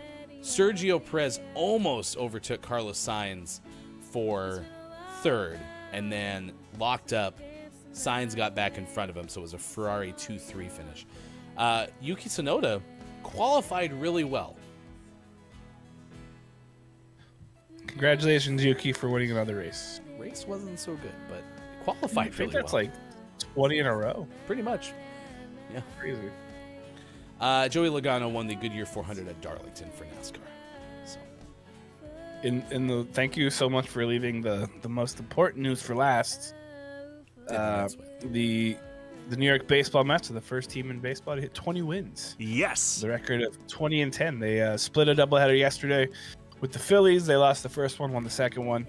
But they have not lost a series yet this year. I'm not going to do the whole they're unbeaten. But they've won 8 series and split one, so they're looking pretty good thus far. So I can't wait for the other shoe to drop. I mentioned that there's 4 teams with single-digit win totals in almost mid-May, which is sad. The Cubs are one of them. I gave you that. Do you know the other 3? I know the Reds are one of them. I think they're the worst team in baseball with only 5 wins. They're the worst. The other 2 are in the American League. Are the Cleveland Oreos? The Cleveland Oreos. Are the Baltimore Orioles one of them? Orioles have won 11 and actually are 1 game up on the Red Sox. The Red Sox just won their 10th. The D-Rays have to be up there. No. Rays Really? are in 2nd place with 18 wins, 1 back of the Yankees. Seriously? They're all in the AL Central. Oh, of course they are. That makes the most sense. The Royals probably suck, right? 9 wins, 9-16. And then I googled it. So the Tigers are the other. The D Tigers. JF Downs' D Tigers, the worst team in the American League, 8-19 on the year. There you go, Javi Baez. Enjoy. Pergit, I'm glad you got paid. Douche. Good morning to you, Caleb Wins Games. It's good to see a lot of hockey talk in the chat. I like this. Yesterday, Pete Alonso hit over 800 feet worth of home runs. 400-foot blasts. Yeah, I saw his second, I think, because he had driven in all 5 runs at the point that I had seen it. So, get wrecked, Phillies. All right, next hour, we'll play some community games. We'll also have the Gaming Morning Show Morning Gaming Renews, where we recap the video game headlines of the day. We'll do a clip of the day, takeaways that were pretty okay as well. If you haven't already, please go to YouTube and check out the Banjo-Kazooie GMS Plays YouTube exclusive. Episode 9 is out now. It debuted on Saturday, so you can watch all 9 episodes so far of that fun series. We'll talk to Sports Gaming in the 8 o'clock hour about that as well. All right, stick around. It is the Monday edition of the show, May 9th, 2022. Thanks for being here. More Gaming Morning Show, other side of the break. Facebook Gaming, Twitch, YouTube, Twitter, and GamingMorningShow.tv. Just know that this is right for you. Oh, for you.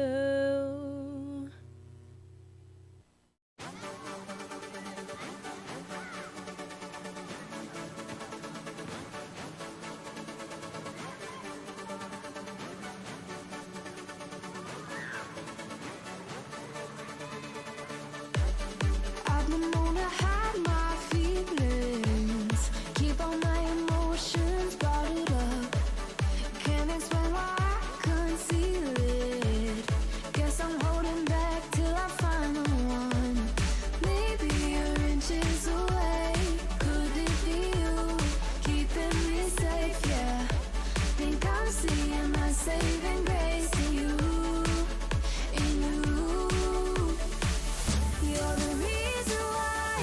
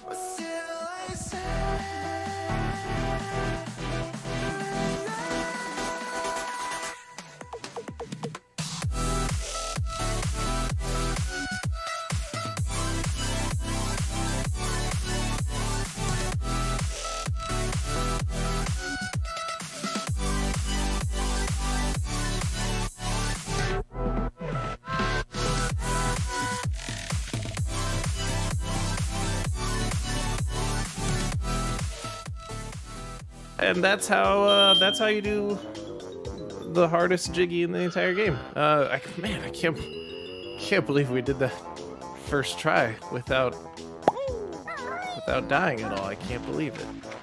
Can you believe it?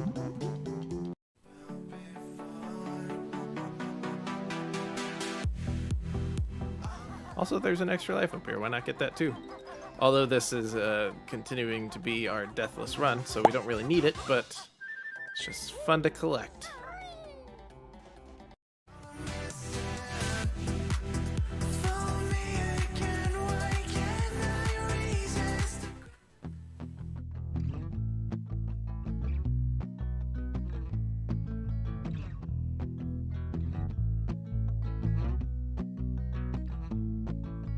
Tell your friends, tell your mom, gaming morning show is on 6 to 9 a.m. Pacific.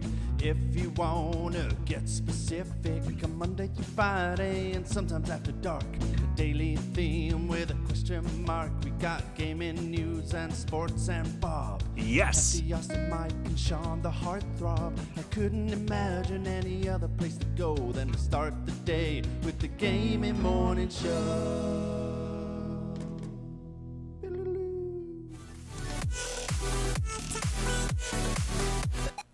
Coming up on Gaming Morning Show, community games. Don't let the person floating from the balloons fall in the monster's mouth. And GMS, Morning Gaming Renews. Get ready for your takeaways that were pretty okay. And the clip of the day. Become a Patreon and join our Discord. Go to gms.watch and click on where to find GMS. Time for hour number 3. Right now. Morning!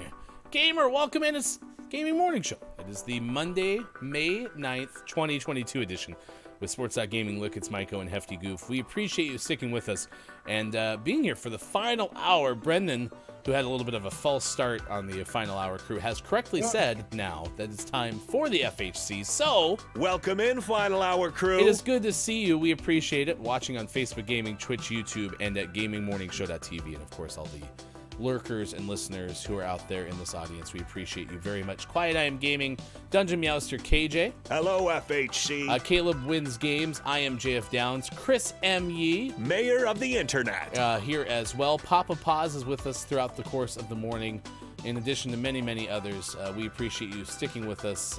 Kiki Lowe was here, had to leave for some meetings. King Gray has been here this morning as well. Kalaf, our head of research and development, locking things down, although we haven't heard an update yet.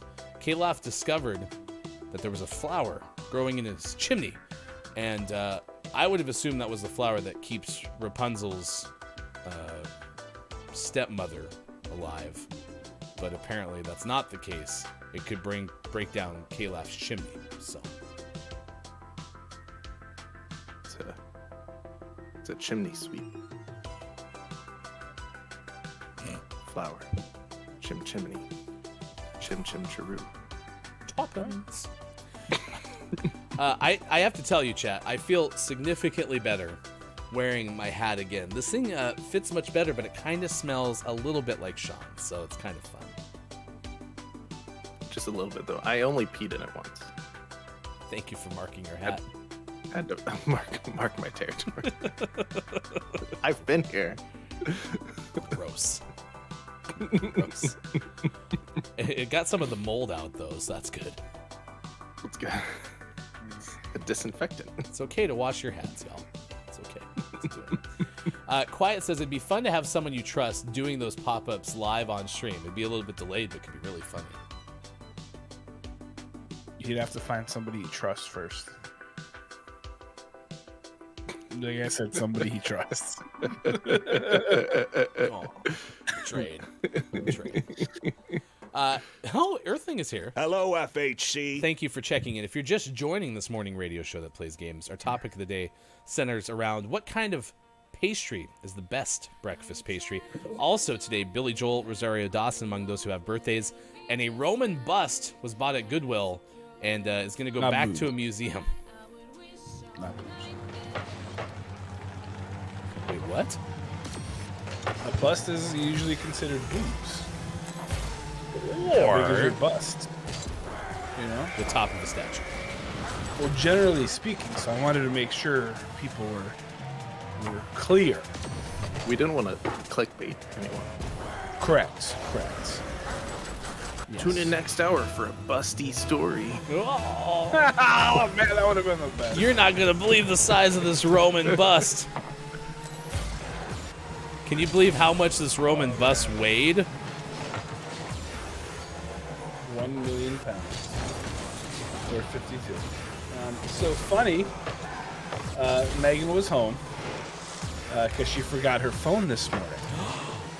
Turns out she lost her phone. So we spent a good portion of the break looking for it. Turns out it was right here in my office underneath the dog bed because that's where you keep the phone. Underneath the dog bed. Wow, that's a new. Yeah. So I told her it was Lost Sock Memorial Day. She said, "That's dumb."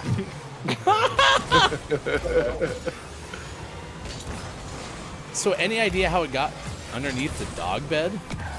She, at night, a lot of times so there's like a chair over to my right. The dog is but she'll like while I'm playing games or like hanging out with people, she'll come sit in the chair and like do schoolwork. And do grading and whatnot. So last night she was in here grading, and I think it slid off the side because she was texting and just bounced behind the dog bed. Or she's just decided the dog bed's a good place to put it. So kudos to Look It's Wifo then, because it doesn't sound like Look It's Wifo needs the phone to go to bed. Oh no, she doesn't ever bring her phone upstairs. That's impressive. I mostly bring it up so I can watch TikToks for an hour before I go to sleep, because I'm just gonna watch 1 or 2 videos, and then for especially in Indiana with the tornado thing, it gives me a chance. It'll be like there's a tornado warning. How's that go? Nice. That's actually how it goes, and it usually scares the crap out of me. It would scare the crap out of me it wakes too. me up, Yeah. right? But yeah, with all the thunderstorms and tornadoes and whatnot, like, we have to make sure we get the notice. We had apparently someone in our neighborhood joyride a car that they may have not owned, and also may have not been in a non-intoxicated way to drive at like 4 a.m. on Sunday, and it sounded like every muffler had fallen off the car that could possibly be, because the engine apparently was like almost just shot or something. They Every muffler? I'm just like it like the sound of like cars that have the really loud mufflers. It sounded like those plus all the cars that don't have mufflers. Like it was just the loudest sound. And apparently the engine was dying in it. They had done too many, like, what do you call them, spin outs or whatever, where the tire melted off one of the wheels. Allegedly. I don't know if any of this is, because it's all coming from the Nextdoor app, which can be always reliable. Yeah, 100% accurate. But it was so loud, and it woke me up at like 4 a.m. on a day that I didn't want to be up at 4 a.m. So Fair. They just wanted to help you practice. True. Like, we know he has to get up really early, so let's help him practice. He's been sick, so he may be out of practice. Maybe we can help him. Yeah. They're viewers. They're watching right now. They're like, hey, we just wanted to help. From We're very popular on the Nextdoor. In fact, this show brought to you. Although that could be a YouTube channel, the best of Nextdoor app, easily. The people on that app are the people that shouldn't be allowed to have apps. That's all I'm saying. How do you get Once a low? there was like what? How do you get a low 5? I got a low 5. Is it because we touched as we scored? Yeah. But after we scored, we hit cars. So low 5. Cool. People in our neighborhood really like to complain about things, as noticed by the threatened legal action over the Christmas lights. But there was last summer, someone was like, "Oh, there was a man walking around the streets at night." My neighbor likes to go for walks, and it was like 8:30. So they're like, "There's a man. He's dressed in red, and he has shorts on and like white shoes and blah blah." You're like, dude, it's just someone like walking. It's just a guy. It's a person. He's like a 62-year-old white guy. Like, of everyone, people in Indiana shouldn't be complaining about. Like, well, I was thinking you were describing Santa Claus for a second. Santa Claus in shorts. Red shoes on? Okay, so in the midst of the pandemic, I bought a Santa suit. And we walked around I walked around the neighborhood like a couple weeks before Christmas, dressed as Santa, like with some candy canes and just like yelling ho ho ho and whatnot. And like a ton of kids came out, and it was amazing. People were like, "Are you gonna do that again? Are you gonna do that again?" Because this was, everyone was like, "Oh, we can't go to the mall to get pictures with Santa, blah blah blah." I had a ton of pictures with kids and family members. It was really cool. Someone in the next door app complained about it. And they're like, there is a man walking around as Santa selling pictures. And I was like, no, I wasn't. That's what? funny. But yeah, people in the next door app just have. I'm just gonna start posting nonsense. Like, hey, there was this little green thing like walking through the field. When the corn gets tall, I'm totally gonna be like the movie Signs. Did you guys see the corn? I think we should play a new game, and it's can Mike get like called out on Nextdoor app? So we just have you go do things in the neighborhood and see if they complain about it on the Nextdoor app. That'd be pretty good. You He's still are got that one of Chewbacca life's winners. costume. I don't. I actually said run to Goodwill. Did you say the Chewbacca costume? Yeah, no. I do have. I mean, I could also always skin Barry. Or you could just walk behind Barry at like. Yeah. And there were two guys out there. One was really hairy. To be fair, I do have a dolly. I could always put him on the dolly and like walk him through the neighborhood. See, I kind of want you to have like, those. They have like one person in the middle, and then they have like two mannequins, and then when they move their right arm, like the right arms move and stuff. I kind of want you to have that set up. Chris M. He says you never want to be popular on Nextdoor. Best of Nextdoor though was a great Twitter account. So if it's not a YouTube channel, it's already a Twitter account. Brandon goes, I got kicked off of Nextdoor because a lady called me a cat thief, and I brought in a missing cat, and I cussed her out. Lamau. I forgot and went back, and Nextdoor was like, you can come back if you promise not to say stuff like that. Wow. And I was like, well, nah, I'm good. She called me a cat thief. Enjoy your crappy audience. Although, in this woman's defense, have you read the story about the infamous Bellevue cat? So, just kidding. All right, 8:22 West Coast. It's 11:22 out east. It is 4:22 for those watching GMS in the UK. If you haven't already, how was your weekend? Let us know. I was pretty useless on Mother's Day, so we're celebrating Mother's Day next weekend. But I got lemon poppy seed scones and French toast out of it, so not bad. Not bad. Our mother-in-law brought, apparently both Sean and me, you can tell me because I don't know if this is true, some huckleberry syrup. Mm-hmm. Yeah, did you try yours yet? That's true. I have not. I really like huckleberries. I'm going to try to find a way to turn this syrup into a huckleberry milkshake because it is like almost too runny to be syrup. So, gotta thicken it up a little bit. Where's it running? Same place that Mike's. I don't even remember what we were talking about. Mike's nose. Mike's nose was running. That's right. Yeah. I don't know. It was fine. I put on French toast. I regretted it, but the weirdest part is apparently it came from Montana because that's where our mom-in-law has been for a while.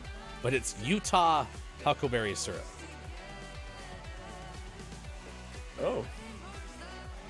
I was confused. All right, let's play a game, shall we? Jigsaw style.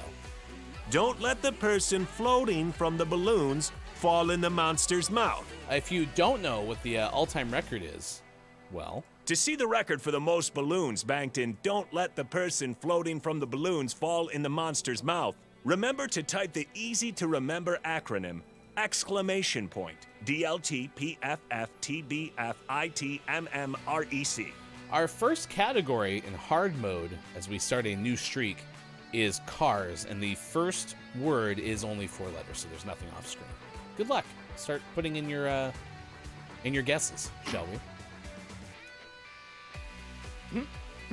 KJ says, I'm on my way for some waffles with huckleberry syrup. You are welcome to it. I will pour you a sidecar of it. Brendan goes, a huckleberry Sidecar. milkshake sounds really delicious. Like with vanilla ice cream. Vanilla, a waste of calories. But how else would you make a huckleberry milkshake? What else are you gonna use? Gonna throw it in some chocolate? Vanilla is great, and Hefty is wrong about vanilla. I think Bob's talking out both sides of his mouth. Ridiculous, Bob. You. How about you? I like how Chris and Quiet both guessed L and S respectively, and then both were like, ignore the L and probably that S. And I already clicked them, so sorry. Here's a U from Downs, though. That usually works well. It didn't work well. No. T. Oof. What the heck? Are you gonna try anything from Caleb's Jeep Grand Cherokee? Oh, geez. That's a big swing. It's gonna be Jeep Grand Cherokee. I mean, that's the only thing that made sense. Yes. Ding, ding, ding. I could have had so many more balloons. That came in after the L. Yeah. It was clutch. Before the S, the U, and the P, and the D. Oh, boy. Nice. My bad. Work. Video games. Do things right, Hefty. Trying. Jeez. Makes so much sense. That makes sense now. I get in trouble for not clicking the letters when people guess them, and now I'm getting in trouble for not clicking the letters that someone said. Trying, man. Trying. Video games. Should I guess that D or should I wait? Well, Quiet guessed Metroid first. Well, do a D, because Metroid's in D. Now is in that's a big swing. I guessed M anyway, just to be safe. No. Oh, boy.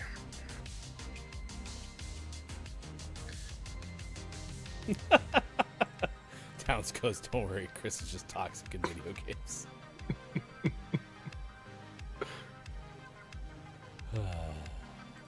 Yeah.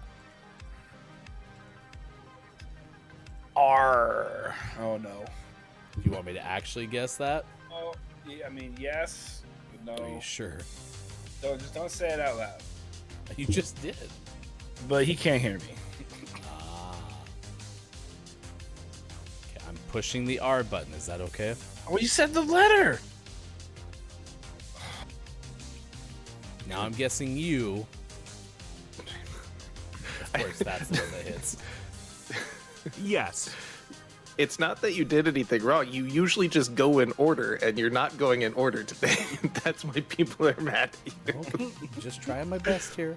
There was clearly an L, and then Jeep Grand Cherokee, and then there was a Metroid, and then a D. Like, you just go in order like you always do. I am coming off of almost a near-death experience. Okay, so can we have a little sensitivity, please? I had a man cold. Is that the Huckleberry thing? No, I had a man cold for 4 straight days. So. You had a man cold. Yes. Do you not He had the suffer? sniffles. Do you not suffer from man colds? No. It's terrifying. I suffer from cold colds. They're the worst. Quiet guess a U and an H and a T and a question mark. I see the M next. Should I push the N? All right, I'm leaving.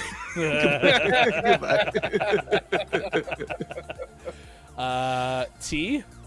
I guess that's a guess, right? Yep, there's a T in there. Here's hoping. Hey, it hit! We did it! Where? Don't know what it is, though. It's when I see it. Oh, there we go. Beirut. Do you want me to? Is that an I or an L? I always get screwed up on these. I'm gonna guess that's an I. Okay. Downs, did you guess an I? Wipeout, says Kyle. Well, the I would have been in that, so I guess the I. Ooh, it was Fallout. Way to suck, Kyle. Jeez. Way to go, Kayla. Wow. Kyle ruins everything. Our savior is now the villain. All right, we tried. All right, I'll try to go in order. I got you. My fault. But hey, I'm happy to be alive, to be honest. So. What? I haven't had a cold that's lingered that long in forever. Well, that's because we all wore masks and everyone was happy, and now people are just like, let me cough all over the vegetables again. You're like, what? We suddenly forgot how to cover stuff. Come back. It's okay. You're so little. You're so little. Hello, Sean. The itsy bitsy popcorn went into Michael's mouth. Can you catch him? Now? Can you catch him? Whoa!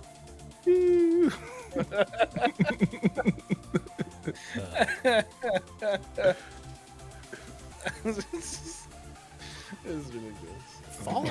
This wasn't Fallout. Oh, yeah. There's like a Fallout 76 too, right? Like that was a newer version of it. I think that one sucked. I think people weren't a fan of that one. Yeah, people were real bad. It might have been. Was it the space game that sucked? No Man's Sky. Was it that kind of a thing where it came out too early and then it got better? So I thought people kind of warmed up to it a little bit towards the end. Yeah, if I remember correctly, it came out fairly broken. Yeah. But then there was a lot of controversy. They had like special editions that when they announced the special editions looked really cool, and then people got them, and like there was a bag that looked like high quality, and then they got the bag and it was like a really cheap, crappy like canvas bag, and people were really upset about it. And they did a lot of not great things all back to back. But like Chris said, I think they did eventually fix the actual game part of it. That's the problem, though, right? Like, no one plays No Man's Sky because it was so crappy in the beginning. I mean, now it's gorgeous, and they just released a whole bunch of more stuff for it. But like, it's come a long way. I still kind of want to like play that game, give it a shot. Destiny 2, the same way. Destiny 2 was garbage when it came out, and now it's good. But I'm not gonna waste my time because it was garbage. Poop. Sorry, off brew. I actually thought Fallout was spelled with it was two words, so clearly I was mistaken. That's fair. Brendan said, yeah, same with No Man's Sky. It's sort of massively multiplayer online, and initially they thought other people would take the place of NPCs, according to Chris Emmy. So the game had no NPCs to begin with, even though Fallout typically has tons of NPCs. Whoops. Kayla says, I'm literally playing NMS right now. Well, maybe if you weren't playing NMS, you would have figured out Fallout, Kyle. Wow. Man. Jeez. Ridiculous. And maybe you would have noticed that damn flower growing in your chimney. Good call. You could have spotted it before all those dudes showed up to stare at it. This is the prettiest flower I've ever seen. Excuse me, sir. Can I call my friends? The building inspector shows up. All right. Today is a lot of days of the day, including National Lost Sock Memorial Day, National Moscato Day, National Home Front Heroes Day, National Alphabet Magnet Day. You know what those are good for, right? Writing bad words on the fridge. Oh, that's what they're talking about. I was wondering what the hell they were talking about. Yeah. I like the ones where it's like you can make sentences. Those are fun too. Like the poetry ones? Yeah, those are Yeah, they're all the letters. National Sleepover Day. You want to have a sleepover? No. National Women's Checkup Day and National Butterscotch Brownie Day. Michael had asked us, do you like butterscotch? I definitely do. Big fan. Big fan. It depends. Sometimes yes, sometimes no. I really like Werther's though, so confirmed I'm old. You should try these Werther's candies with me. Let me reach into my pocket. Oh, look what do you think's in here? Oh, there's something behind your ear. Ah, the Werther! Like, yes. There's someone on Walk around the neighborhood doing that, you'll get on next door. You gotta go like into people's houses though. Like, well, you got something behind you. Sir, get out. Oh, there's a thing behind your ear. I have to get it out. There's somebody on Instagram. I'm putting the one through where he infuses Werther's with liquor, but there's one also like a frosted animal cookie drink that he is told about from his comments, and that one, Sean, I'm legitimately interested in trying. Yeah, a lot of these are interesting. Yeah, it was like cake vodka, which I didn't know they even made, rum chata, and a little bit of grenadine. Did you say cake vodka? Yeah, there's a cake vodka. Interesting. So here, since I'm talking about it, I'll copy that one into the chat. Interesting. Interesting. All right, it's 8:35 West Coast time, 11:35 out east. It is 4:35 for those watching GMS in the afternoon. We gotta let Sean go. Sean's gonna go do doctor stuff. He'll be back tomorrow, of course. Bye. And on Tuesday at noon, it'll be the newest episode of the YouTube exclusive GMS Plays Banjo-Kazooie, episode 10. How many episodes do we have left? We have 10, 11, and 12. So we have 3 more. So it'll be this week. We'll wrap them up Tuesday, Thursday, and Saturday. 3 more. So be sure to bookmark youtube.com/Gaming Morning Show and check out the playlist. If you can give thumbs up, comments on those, always appreciated. Thank you to Downs, who's been doing a lot of that. We always appreciate that very much. Sean, you have a great Monday. You too. Bye, Sean. Everyone say goodbye to Sean. Goodbye. Goodbye, Sean. Goodbye. Boop.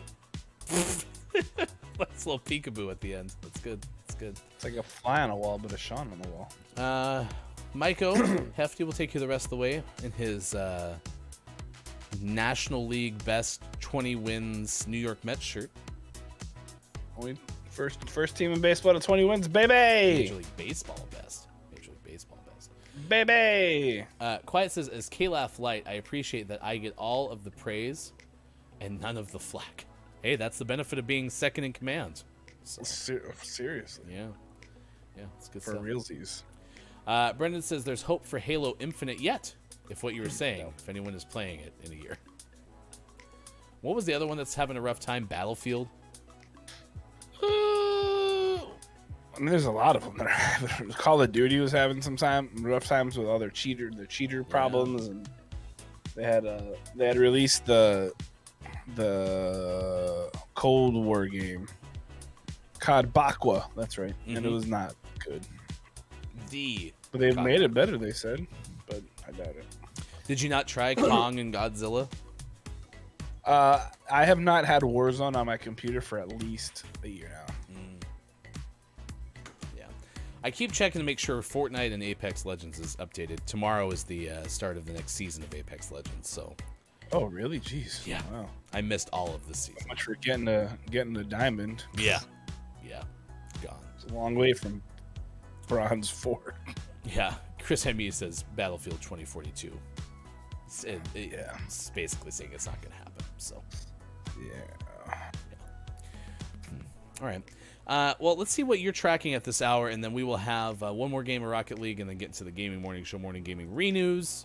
You can news if you wanna. Here's a look at Smiko at this hour. A little premature elevator going on there. It's been a minute, but guess what? We've got a nerd alert. Nerd alert. This comes from Dustin Jones of Nipper, better known as NPR.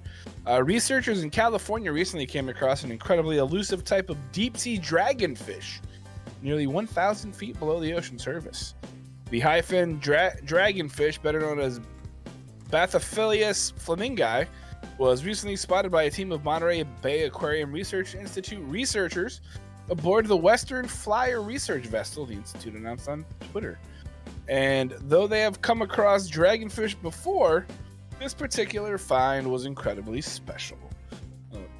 Excuse me, I burped. In no more than 3 decades of deep-sea research and more than 27,600 hours of video, we've only seen this particular species 4 times in post reads. This creature of the deep maxes out at just under 7 inches long, though some of its cousins can grow to be as big as 20 inches. According to FishBase, the high-fin dragonfish is found in the eastern Pacific Ocean off the west coast of North America and at depths ranging between 740 and 4,500 feet below the ocean surface. With an appearance akin to something out of a science fiction flick, these fish have long, narrow bodies and little fins. And though the specimen the researchers encountered was a beautiful shade of orange, most types of black dragonfish are black. In fact, the pigment of their skin is some of the blackest blacks found in nature, Mabari said. In closing, Bigfoot's real. Back to you. It was Sasquatch. Watch. How does that make Bigfoot real? Yeah, it just does. You know? Okay. Because you see things you don't see often, and then boom, there it is. So Bigfoot's real. Boom, there it is. A friend actually, a friend sent me a over the weekend in like Western New York. They spotted a Bigfoot, and there was pictures, and it's the word. Like it's obviously a guy in a suit. People are like, oh, it could be real. And you're like, or it's a guy in a suit. At this hour, with Look, it's Maiko. Thank you, Mike. You're welcome. It's really neat, though. I actually, Chris and Austin had somebody on from the Monterey Bay Santa Monica. Monterey, whatever. Monterey Bay Aquarium. And they do a lot of really cool stuff. And this was neat.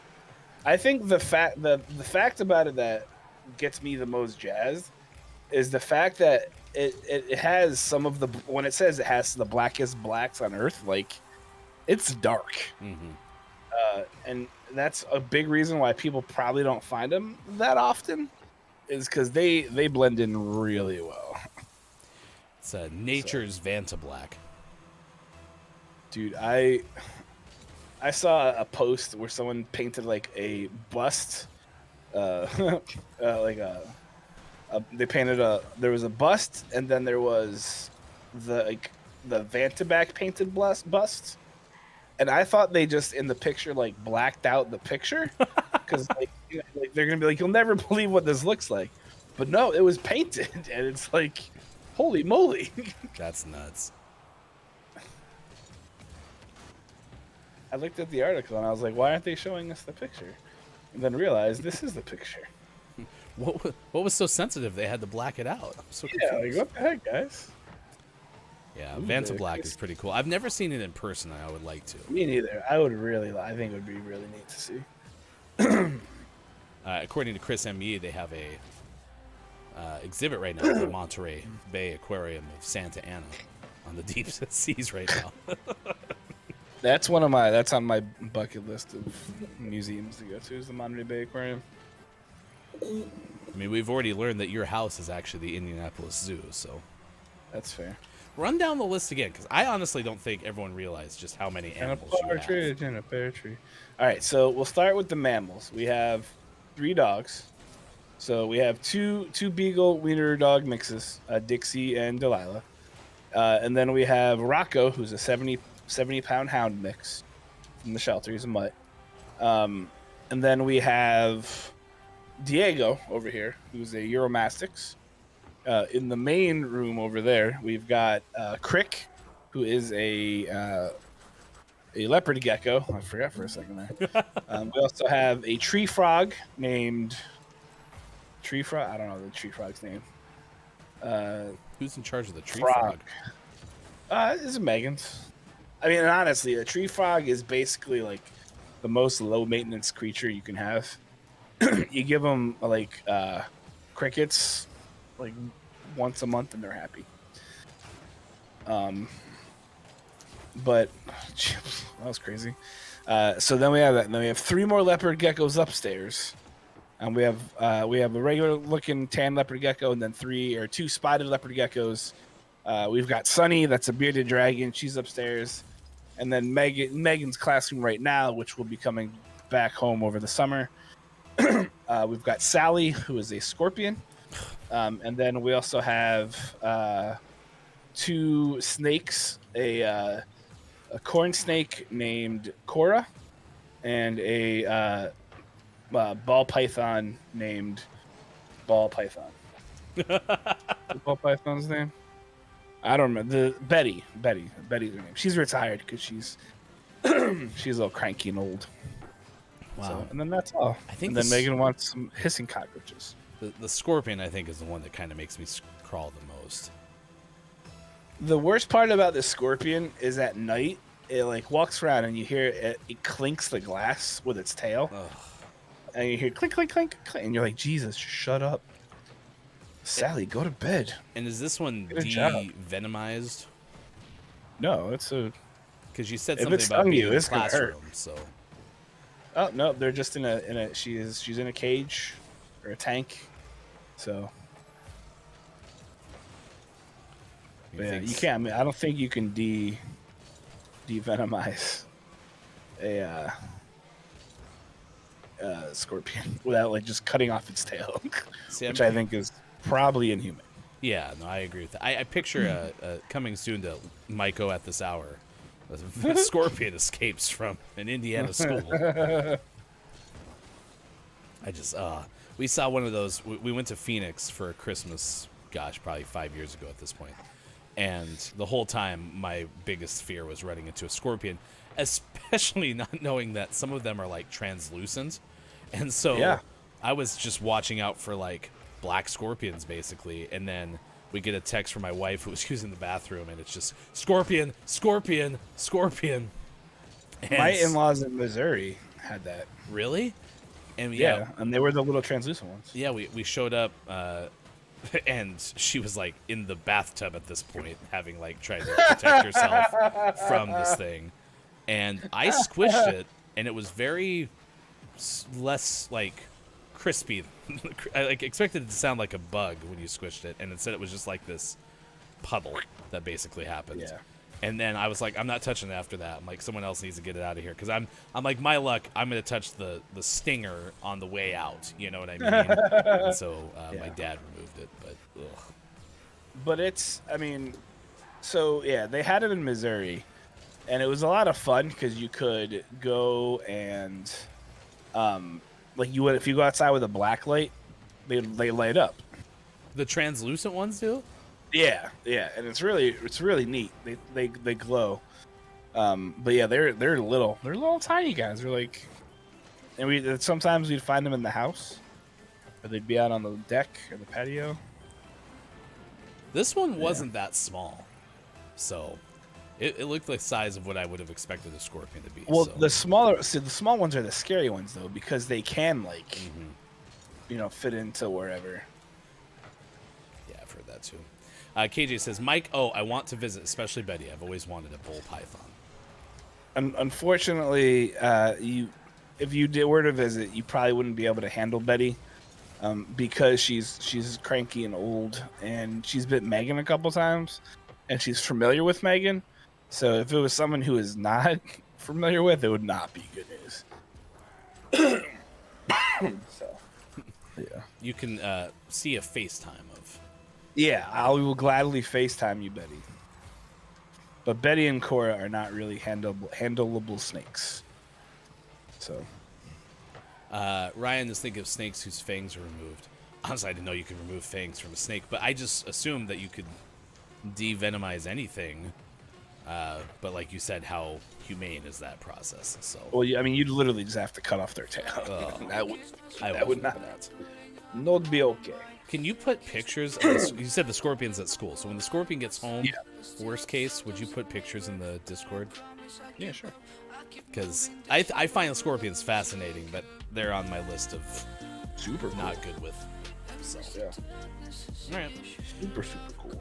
8:48 West Coast time, 11:48 out east, 4:48 for those watching GMS in the UK. It's been great to be back this week. Thank you for bearing with us last week because, man, the voice was not happening on Thursday for sure and Friday. I mean, Mike lost a crown out of the tooth. I mean, there was a lot going on. It was a week. Last week was a week. And you say you have to go through even more procedures now to get this crown fixed? Well, and that's the thing. The doctor's not even entirely certain if the crown is fixable. So he's like, oh, we can just put a flapper in there. And I was like, what the hell is a flapper? And it's like a removable crown, basically. And I was like, Then that falls out and I eat it. And then I'm sad. and it's like $4,000. So I'll be like, if I'm going to pay $4,000, can you just take out all my teeth and give me like diamond dentures? Like, it's a lot of money. Diamond Dentures was named my band in high school. Well, are you feeling okay though with the tooth, or is it bothering you? Yeah, no, it's annoying. It's not really hurting. I have been taking my fair share of ibuprofen, and I have Ambisol right here with me, or Oragel. Shout out to Oragel. Thanks, guys. But yeah, it's more just like achy and weird, right? Yeah. And of course, my tongue keeps finding it. So, stop it, tongue! Because the Oragel makes everything kind of numb, right? Yeah. But there's like a big hole in them. It's just strange.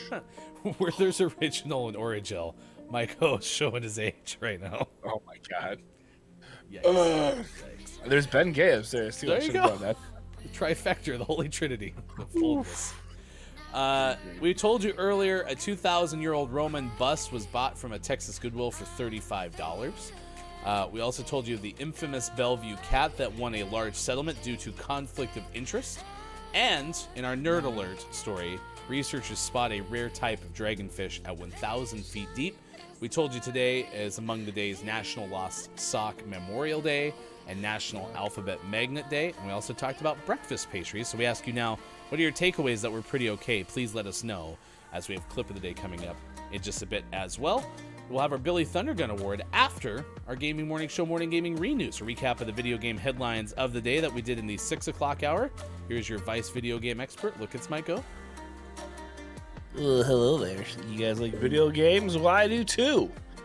Wesley LeBlanc from Game Informer, not Forza, Game Informer, tells us that Blizzard has hired Disney veteran as a new vice president of culture. As we know, Blizzard's had some issues.